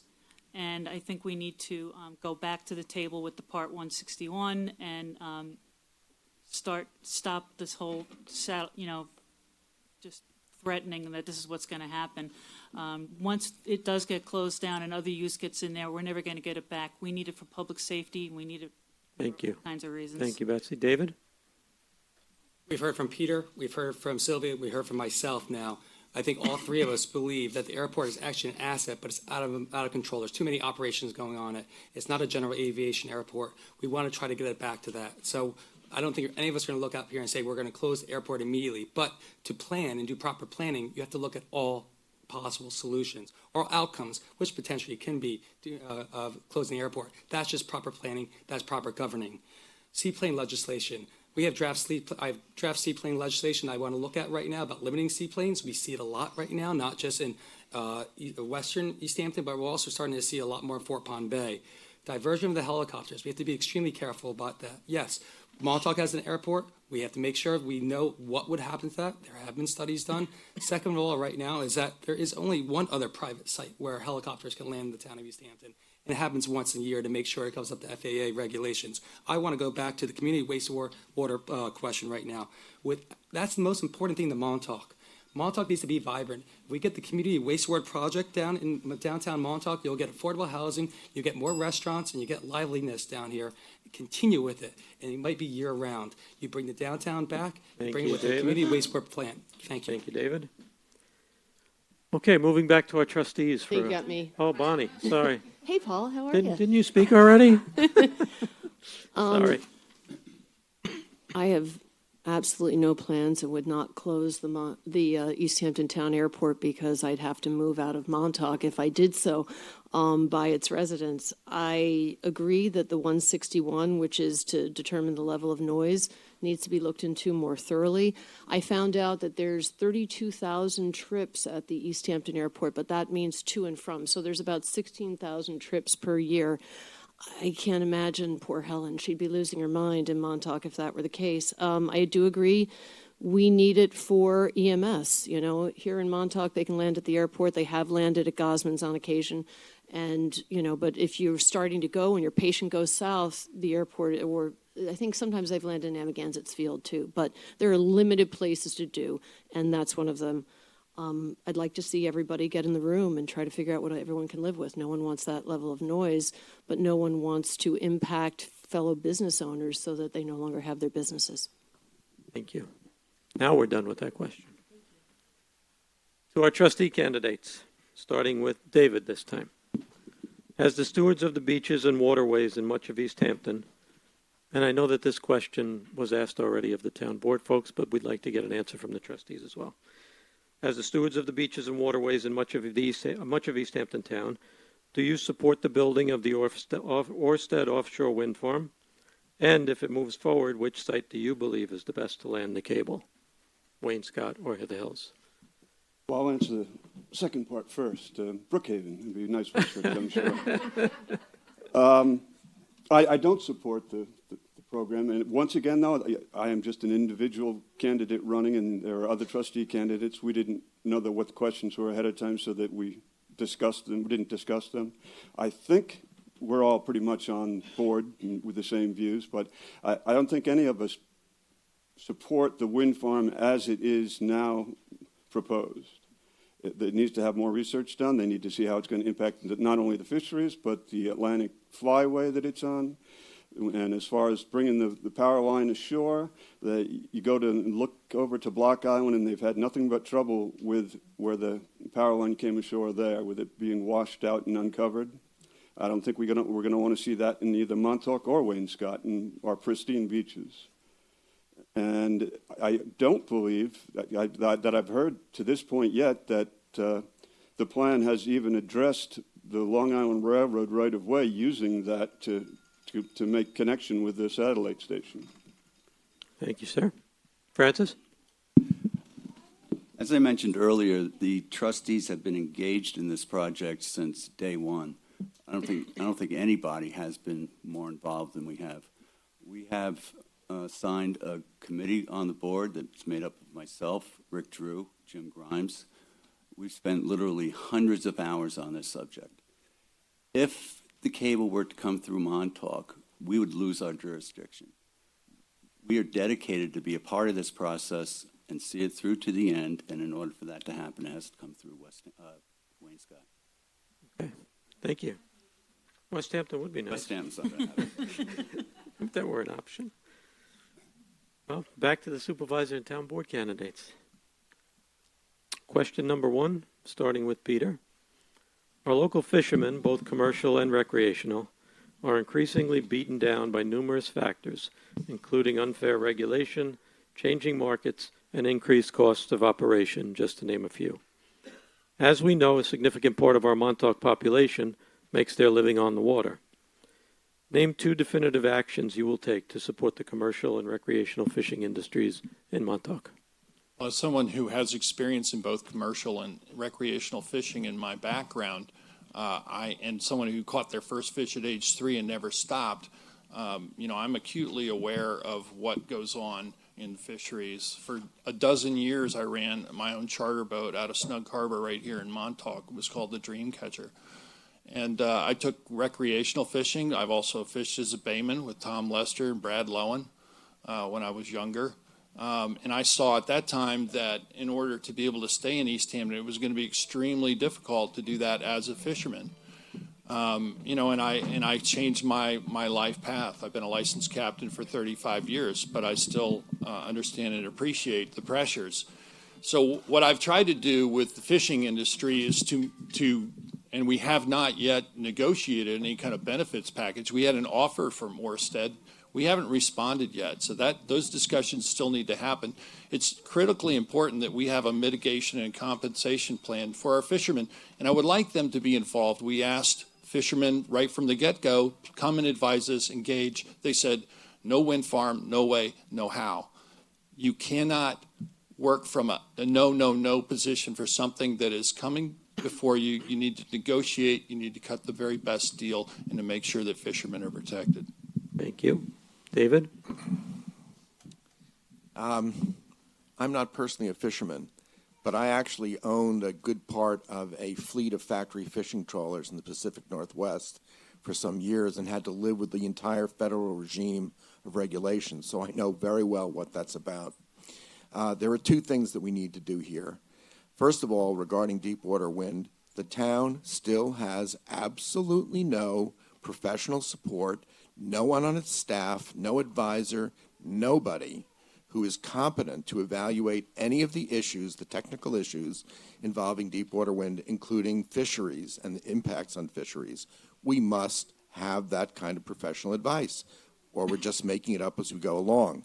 I would then extend that to include an ongoing role in assisting our fishermen in dealing with a very complicated regulatory regime. I know Bonnie races up and down the East Coast. One minute she's in Maryland, the next minute she's in Rhode Island, and we could do a lot to support them in that effort. Thank you. Sylvia? Noticed, I think David had mentioned earlier, an RFP, a request for proposal to go out to notice for professional services for fisheries mitigation. So we are getting help in finding out and professional services, and that's what we need to do for our fishermen. Along with making sure that was mentioned earlier, the federal government regulations are some of the things that impact our local fishermen more than what's happening locally. So we need to continue to have that dialogue with the federal government, and that's what our fisheries committee. We have Arnold Leo that goes to all of these committees, and we're really grateful for the information that he brings back for us. So, I think that the wind project is actually helping us have a better relationship with our fishing community, so that we can have that dialogue, and we need to have that dialogue. So those on the town board that live west of Montauk have a much better feeling of what's going on within the community. And I hope that happens, Bonnie. That we're Thank you, able to do Sylvia. that. Betsy? Well, I'm not going to pretend that I know more about this than Bonnie, so I'm sure she'll have a lot to say. But when I hear about, things like the RFPs and bringing the fishermen to the table, what I'm hearing is kind of an antagonistic attitude where the supervisor says, we asked them and they said, no wind farm, no way, no how. So we're not just going to negotiate with anyone who says no, no, no. People they want to be heard. If they want to say no, they should be able to say no and be able to say why they're saying no, instead of just saying, so now we're not going to talk to you anymore because you're not agreeing with the project we want to see go forward. The fishermen absolutely have to be protected. If the RFPs are, there's going to be some kind of mediation or some kind of mitigation deal struck, that they're protected when they have loss of their fleet or loss of their fish or whatever. Like I said, Bonnie's going to more eloquently speak about this. Thank you very much. David? And I'll be more substantive right now. George LaPointe is actually going through, for the DEC, the Commercial Licensing Review. As the liaison to the Fisheries Advisory Committee, I'm an advocate for our fisheries right now to make sure that any changes that potentially go forward have either the support or at least the awareness of the fisheries community right now as they go through the Fisheries Licensing Review. Anyone wants to, please go to the DEC for that. Second of all, the Local Waterfront Revitalization Plan from 1999, which I am also the liaison to the Waterfront Advisory Committee. We are starting up a commercial fisheries infrastructure inventory plan, which was one of the stated plans of that 1999 plan. Locating sites, we'll use this as a cornerstone for policy, potential changes of use if you need to. Third, the town docks in Montauk, which are two right now, we just recently had an engineer there to look at them. We need to continue our infrastructure, not just for infrastructure of roadways, but also for our fisheries. That town dock right now, specifically down by Gosman's, it needs to be retopped. It needs better water, electrical, and we're going through engineering. We're just starting that conversation. Thank you, David. Bonnie? I think the best thing for recreational and commercial fishermen would be the possibility of involving the DEC that does a trawl survey, the fishing vessel, the research vessel Seawolf, that does some limited data for the DEC. If maybe the town were attempting to do some component of that for the inshore fisheries. And I mean, they've got phytoplankton studies that the feds do. There's a lot of stuff to possibly augment long-term status of certain stocks. And I think that would be a good place to start because the recreational guys are suffering a lot from quotas. As far as the commercial guys, what could we do to help our commercial fishermen? Not go and meet with LIPA and sign purchase power agreements with non-disclosure agreements and then pretend it never happened. That could be a start. As far as in other items that they could do, they could have given us the negotiation and mitigation concept that we've asked for almost 3 years, that I've been up and asked at the meetings. We asked for money first for the Fisheries Advisory Committee to do an in-house attempt because that was almost 3 years ago. Thank you. I know there's a lot more to say about that on all sides, so we'll leave that for another day. Question number 2, starting with David. A common complaint heard from business owners in Montauk through the years is that the town makes it very difficult to conduct business. Hurdles such as numerous permits and oversight agencies, less than welcoming town agencies, confusing and unreasonable codes, and selective, sometimes overzealous enforcement all combine to create an atmosphere that tends to stifle rather than encourage business. What would you do to create a more encouraging business development attitude at Town Hall and a more vibrant business district in Montauk? Yes, David. Well, I have to say that at times I'm mystified by the attitude that you encounter in the town of East Hampton, that commercial activity is something to be avoided at all costs. Commercial activity provides everything that we eat, wear, do, and need. So if we didn't have commercial activity in this town, it would be a desert and nobody would live here. We need periodically and are long overdue for a serious review of all of our regulations in which business owners in particular are invited to tell us what it is that they find difficult, unnecessary, overburdensome. Doesn't mean they're right, but we need an agenda in which the business community gets to say, these are the particular things where we have problems. There's still a law in the books in the city of New York against cows wandering in the streets.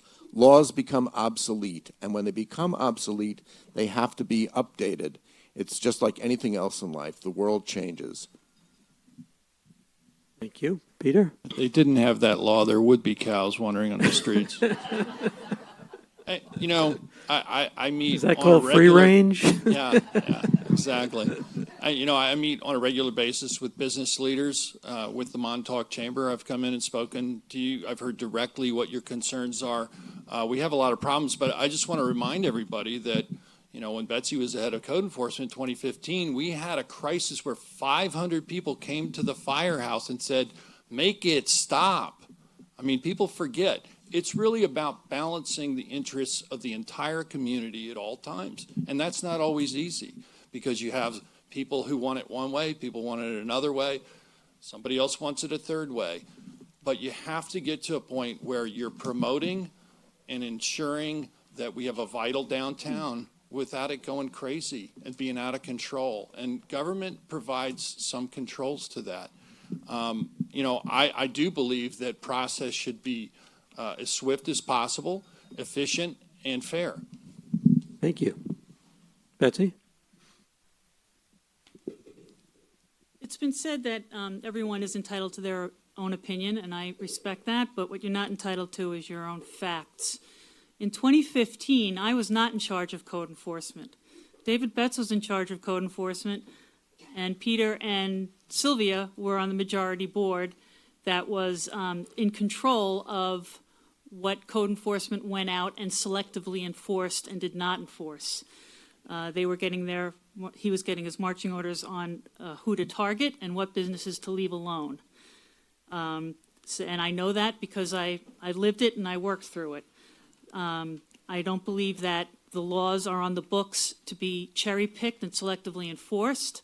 I naively thought when I became the director of code enforcement that I was going to enforce the law uniformly and fairly for everyone. And it was well before 2015 when we successfully got Surf Lodge fined for $100,000 because of continued flaunting of the town code. Thank you very much, Betsy. Sylvia? So when I got on I think it was 2015, so I'd been on the board for 2 years, and I started the business committee. And in the business committee, I not only asked business owners, but also neighborhood advocates, because without having those two talking to each other, it doesn't work, because business wants what business wants, but neighborhoods want what neighborhood want. So if they listen to each other and they have a conversation about it, then we get a better product. And that's what we've been doing with the business committee. Right now, Paul Monte is chair of the business committee. Just the moderator. And I know you're not doing that today, but that's been very helpful in being able to do what we need to do, and that's balance everyone's interests. There are members, what the planning board does is that they look at all business site plans. That is what their mantra, what they're charged to do. We do have members from Montauk on the planning board, so they look at site plans when they come in from Montauk, from everywhere, and they're very conscious of businesses and making sure that they work for the people that are having that are putting forward their application. Thank you, Sylvia. Bonnie? I was part of the 4 to 500 that was at the firehouse, and at the time, what I had requested and really thought was necessary was appropriate enforcement throughout, because there are people that were living close to areas that were really fudging the rules, and no one should have to live like that with constantly people either wandering onto their property or doing things they really shouldn't have done. So I think enforcement across the board, once the laws are on the books, is helpful. I also sit on the Natural Resources Committee, which you do too, Paul, for the Long Island Regional Economic Development Council. I helped rewrite No, I'm not on that one. Oh, you're not on anymore? Just a moderator, Okay. anyway. I get it. I get an extra 3 seconds. So One of the few I'm not on. I helped to rewrite the vision statement so that Suffolk County would be included, because prior to that, they had no way to allow the county to be included without talking about the heritage industries of fishing and farming and also the tourism trade. I think that the town board should work with a clear effort with business communities to find ways to work through the Long Island Regional Economic Development process for like the shoulder season that we did. I was on that. Yes, I was before. And I helped with that also. In a past life. David? Yes, I think one of the things we have to try to do as town board members, town council, supervisors, is how do we pass along information? That's one of the toughest things I've noticed in my 21 months on the town board. Is that there's so much information that the town government wants to work on right now. How do we get the community members involved? So it's the access to that information. How can we get you there? Is it through I'm not even on Facebook. It's on Facebook. It's on direct mailings. Is it through internet emails? Is it just meeting you on the street? Next one on that. Access to information, what we're doing at the town hall levels right now is we're scanning everything. Everything's becoming digital right now, just like the town of Southampton has recently done. So if you as an individual is coming in with an application, let it say it's for a special event committee permit or for a building permit, you can access all the files online Write all your applications and all the questions so you don't have to come back and forth 10 times and get aggravated. Everyone sat in lines. Have you ever been with 4 children to Disneyland? It's not so good. So what we want to try to do right now is let's make it easy for everyone prior to us getting there then too. It's also a way, potentially, if we allow other individuals to buy into it, like Southampton has, for non-taxable revenue. Thank you very much, David. Okay, we're down to our last round of questions here. We're going to ask the town justice candidate, starting with Andrew this time. We've been told that the East Hampton Court is one of the busiest local courts on Long Island. This can oftentimes result in a backlog of cases with decisions sometimes being delayed longer than customary. Do you agree with this observation? And if so, do you have any suggestions for reducing the burden on the court? Well, I think it's just a fact to say that it's one of the busiest courts in New York State, in fact. And I think, so broadly speaking, yes, I agree with that statement. I think, being ever conscious as a judge that you're serving the community and moving through cases quickly and with efficiency is extremely important. And I just want to say that one of the things that I think I bring to the table as a candidate is a fresh energy and a fresh perspective. As we move into 2020, there's a whole raft of new legislation that's going to upend business as usual on the court. And I think the energy and fresh perspective that I bring to the job can directly help address the backlog and move those cases along. In terms of concrete solutions, it's a balancing act between the budget on the town and what you're able to do in terms of appointing, an administrative justice or something like that. But I'll leave it there for now. Thank you, Andrew. Lisa? So what I bring to the court is 16 years of experience and 6 years of experience as the administrative judge there. The court is the 4th busiest court in New York State. There are 1,200 justice courts in New York. East Hampton ranks 4th. We have a very small staff considering the amount of cases that we actually handle, especially if you look at other similarly situated courts in other jurisdictions that have that kind of volume, and you look at the staff and the budgets those courts get. That being said, one of the reasons why I think you need an experienced judge going forward was exactly what my opponent just said. We have a brand new group of laws that are going to be coming into effect on January 1st. It is going to change how things occur in the justice court system significantly, especially in criminal cases. And you need to have someone that's experienced in that court in order to make sure that the processes and the procedures are put in place so that we are able to meet all of those new laws. Thank you, Lisa. Okay, last question for the supervisor and town board candidates. This is a fun one. Don't think it hasn't been fun all along. Starting with Peter this time. Recently, the TV show The Affair unveiled their version of Montauk 25 years from now. In that episode, Montauk is depicted as a deserted, flooded, boarded-up ghost town with very few inhabitants and no visible economy. If you were given carte blanche to implement your own personal ideas and initiatives, what would your Montauk look like in 2040?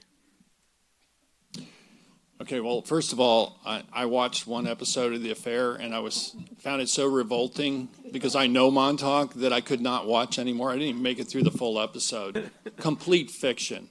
The Montauk I know and have known for the last 30-plus years is a place that's remarkable. It's like no other place on the entire planet.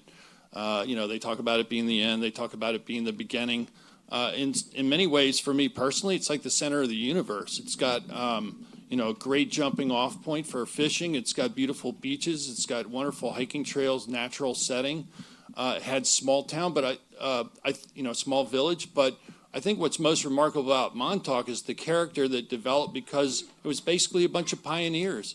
East Hampton, we drive our cattle out. My family drove cattle out in the 1750s to graze on Montauk and be it first house, second house, or third house. 2 of those are actually still here, which is remarkable. But, you know, the people who came after and developed the little village and actually, you know, lived here, that's a really tight community, and I'd love to see a really tight community stay here. Thank you, Peter. David? I haven't watched any episodes. I have to say, I think the question, in a way, is the wrong one. There's always a lot of focus in East Hampton on our physical assets, and we have extraordinary natural resources and physical assets. But what really is more important is the community of human beings who live here.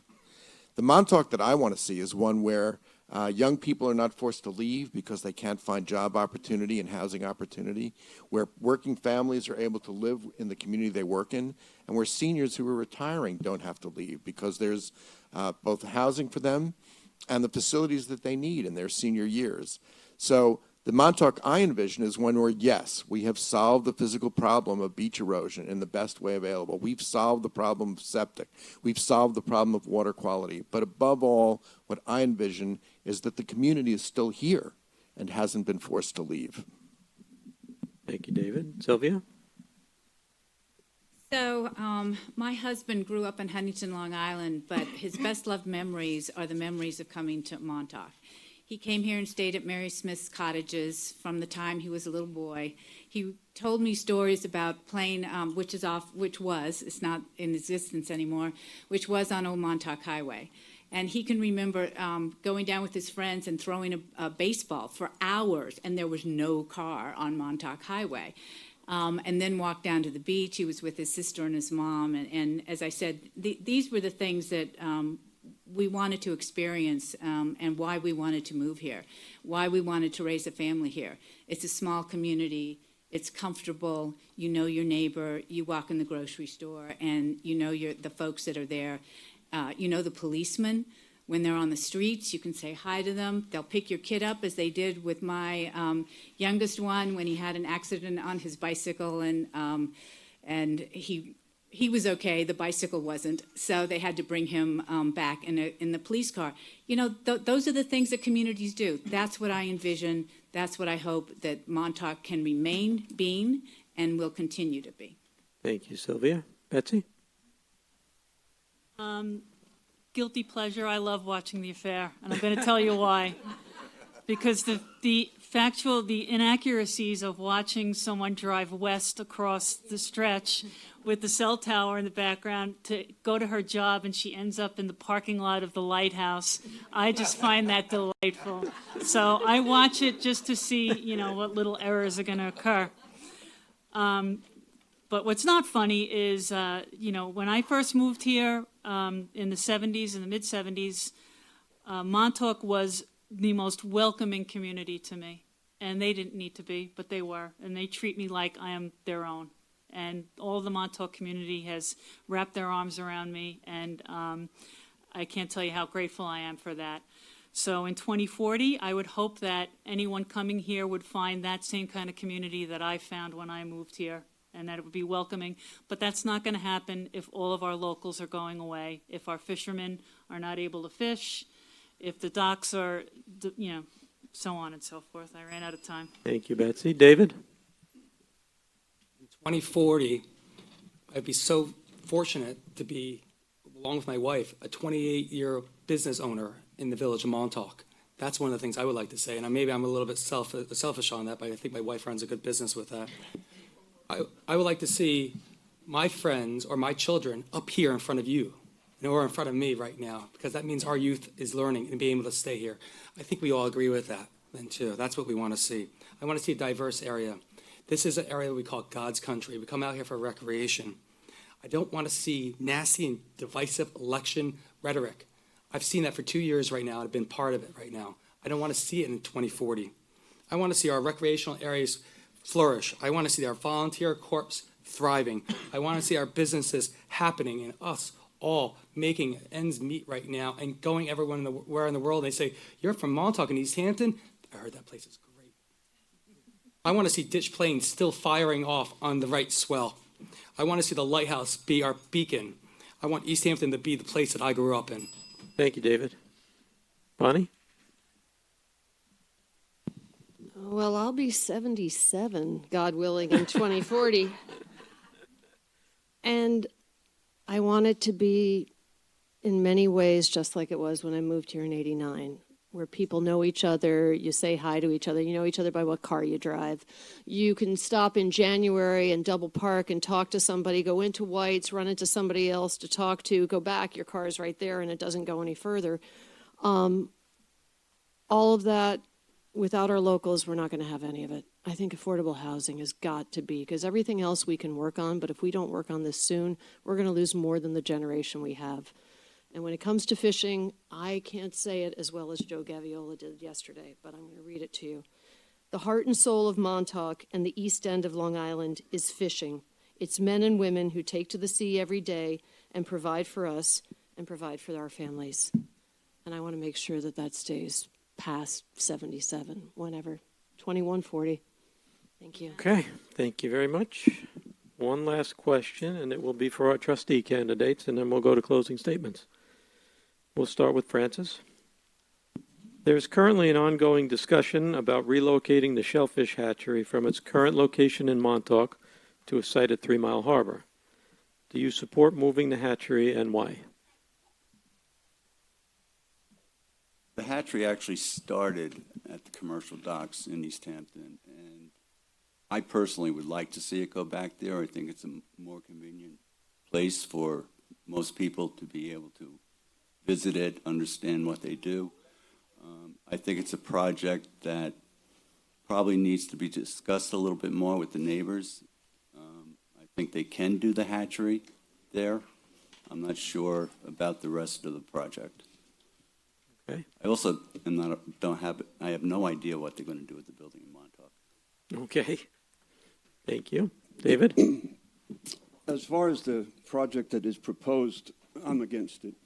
The educational facility is unnecessary. You're putting a major structure in a residential zone. My recollection was that the hatchery started in the mid-'80s in what was the former Ocean Science Lab, which was the former Navy building. I don't remember it starting down at Commercial Dock. At that time, they had boat building that was in there. They also had storage in there. Prior to that, Howard Seafood was in there. I don't recall it starting there. The building that is currently the one that is the shellfish hatchery is certainly adequate size-wise. They put out a product that is adequate to the needs and actually exceeds the needs of the community. There are more clams and oysters that come out of there than they actually need. One of the problems that is mentioned is the transportation.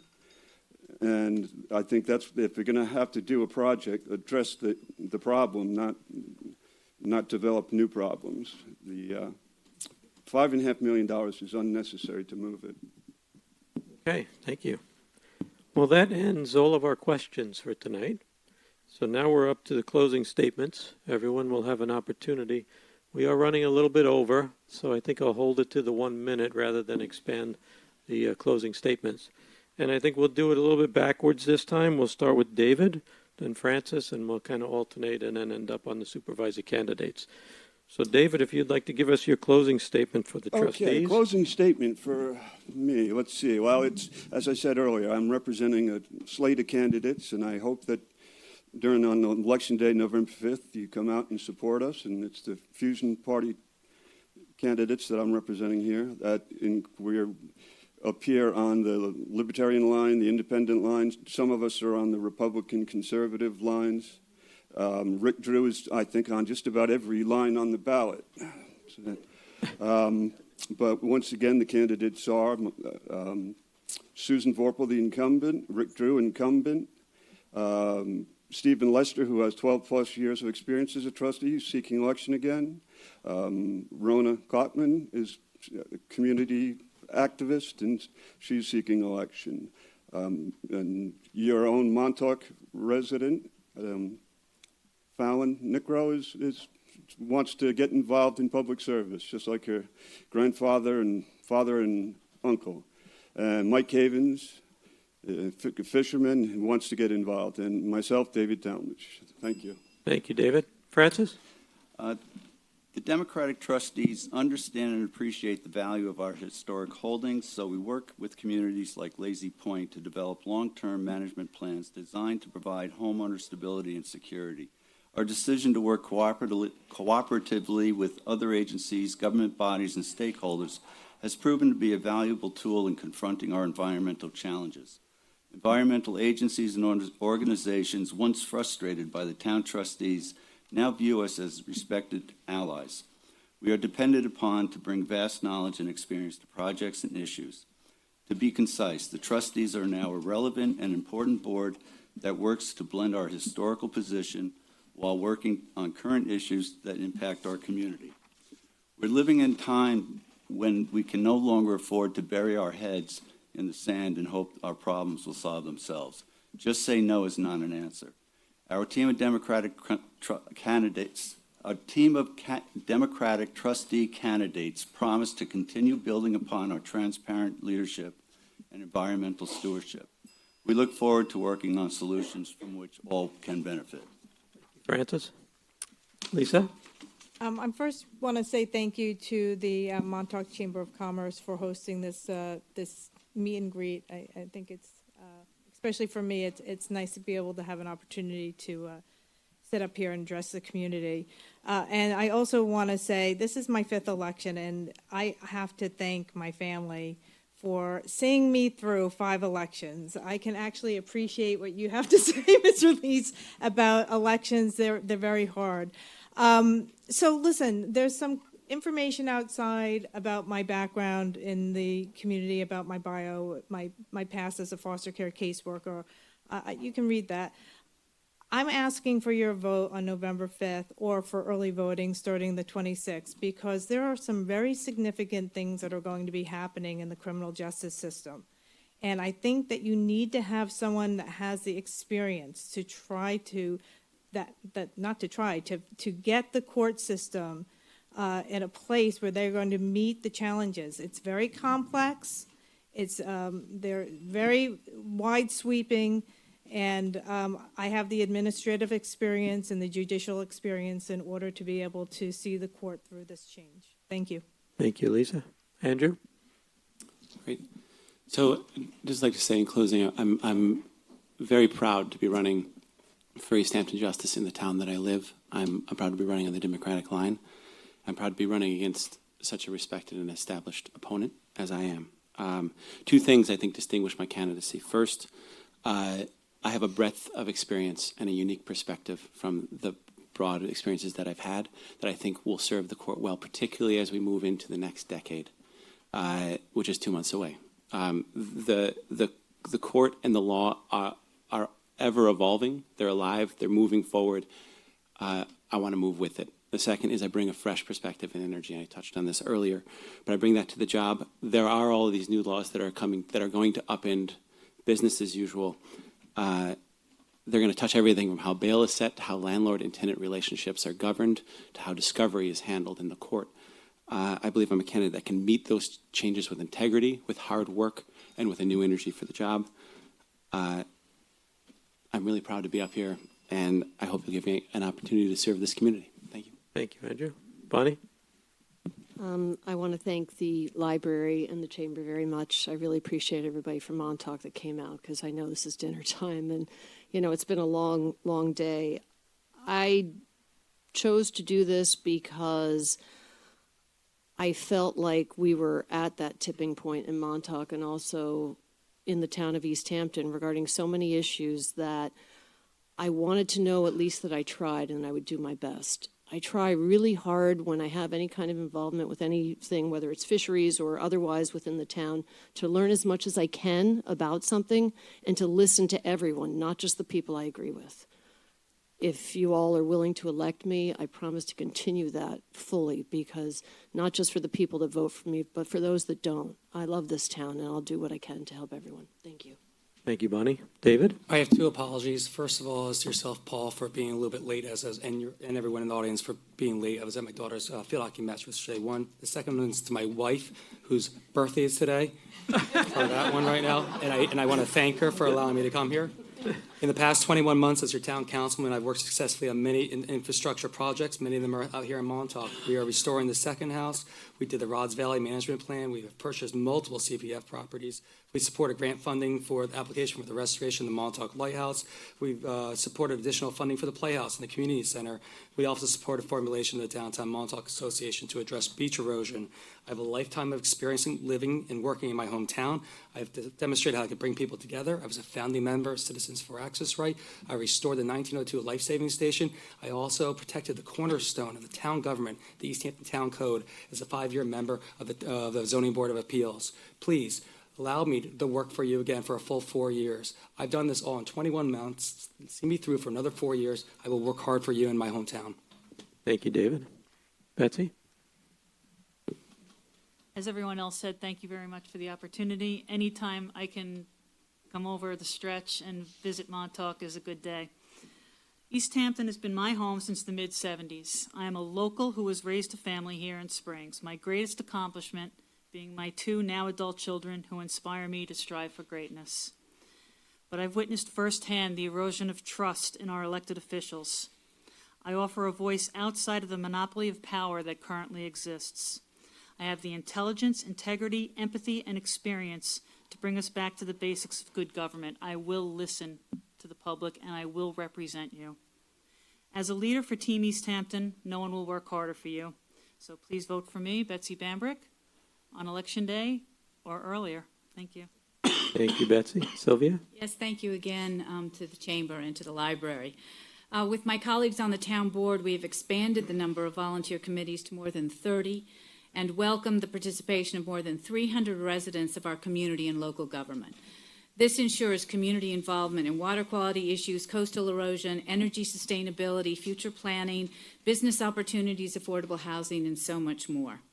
I have been your town councilwoman for the last 8 years. Before that, I served 7 years on the East Hampton Town Planning Board, 4 years as the chair and 2 years as the vice chair. My husband and I raised our 2 boys here. They graduated from the Amagansett East Hampton Middle School and the East Hampton High School. I am passionate about the preservation of our environment and our history, and I am committed to protecting our quality of life, and I understand that our economy is dependent on it. Personally, I have been granted a gift to serve the community that I love and the people that make it extraordinary. Thank you for this honor, and I ask for your vote on November the 5th. Thank you, Sylvia. David? Yep. Thank you to all of you for coming out on this evening. I have to say, I'm sorry to hear that David Lease experiences criticism as divisive. Criticism, dissent, and debate are essential to a robust democracy, and the town board needs to be able to hear that. 8 years go by, 20 units of affordable housing get built. 3 years of Hamlet study, no concrete plans as to what are the available options for protecting our beach. 4 years go by from when the Springs Fire Department is prevented from using its tower, nothing happens. The clock is ticking on the airport, nothing's doing. We're not going to get there. We're simply not going to solve our many significant problems if we cannot behave in the way that business and people who solve problems behave when they're faced with these problems. Getting the facts, discussing them openly, considering your alternatives, and making decisions. This is a team of people with the experience and the will to get these problems solved. We ask you to let us do the job that hasn't been done the last 8 years. Thank you. Thank you, David. Peter? Again, thanks to the Chamber, thanks to the Library for hosting tonight. It's a pleasure to be here to discuss really important issues directly with the community, and we have a number of them. And I think most important is that relevant experience matters and temperament matters, and I have both. I have 19 years of government experience within the town of East Hampton. 4 years of my time I spent as the liaison from the Montauk CAC directly to the town board. I ran a charter boat here. I know Montauk, and I know that the issues that we all face, and they're not dissimilar from other parts of town for the most part. It's about keeping our community together and intact. It's about maintaining our quality of life. It's about protecting our environment and our water quality. It's about making a transition away from old ways of doing things to better ways of doing things. for the last 2 years, I've maintained the town finances in a way that's resulted in a AAA bond rating, which means that we have a sound finances. So again, I ask you to please vote for me November 5th. It's been an honor and pleasure to serve you. Thank you, Peter. I think that we owe a large round of applause to these folks up here.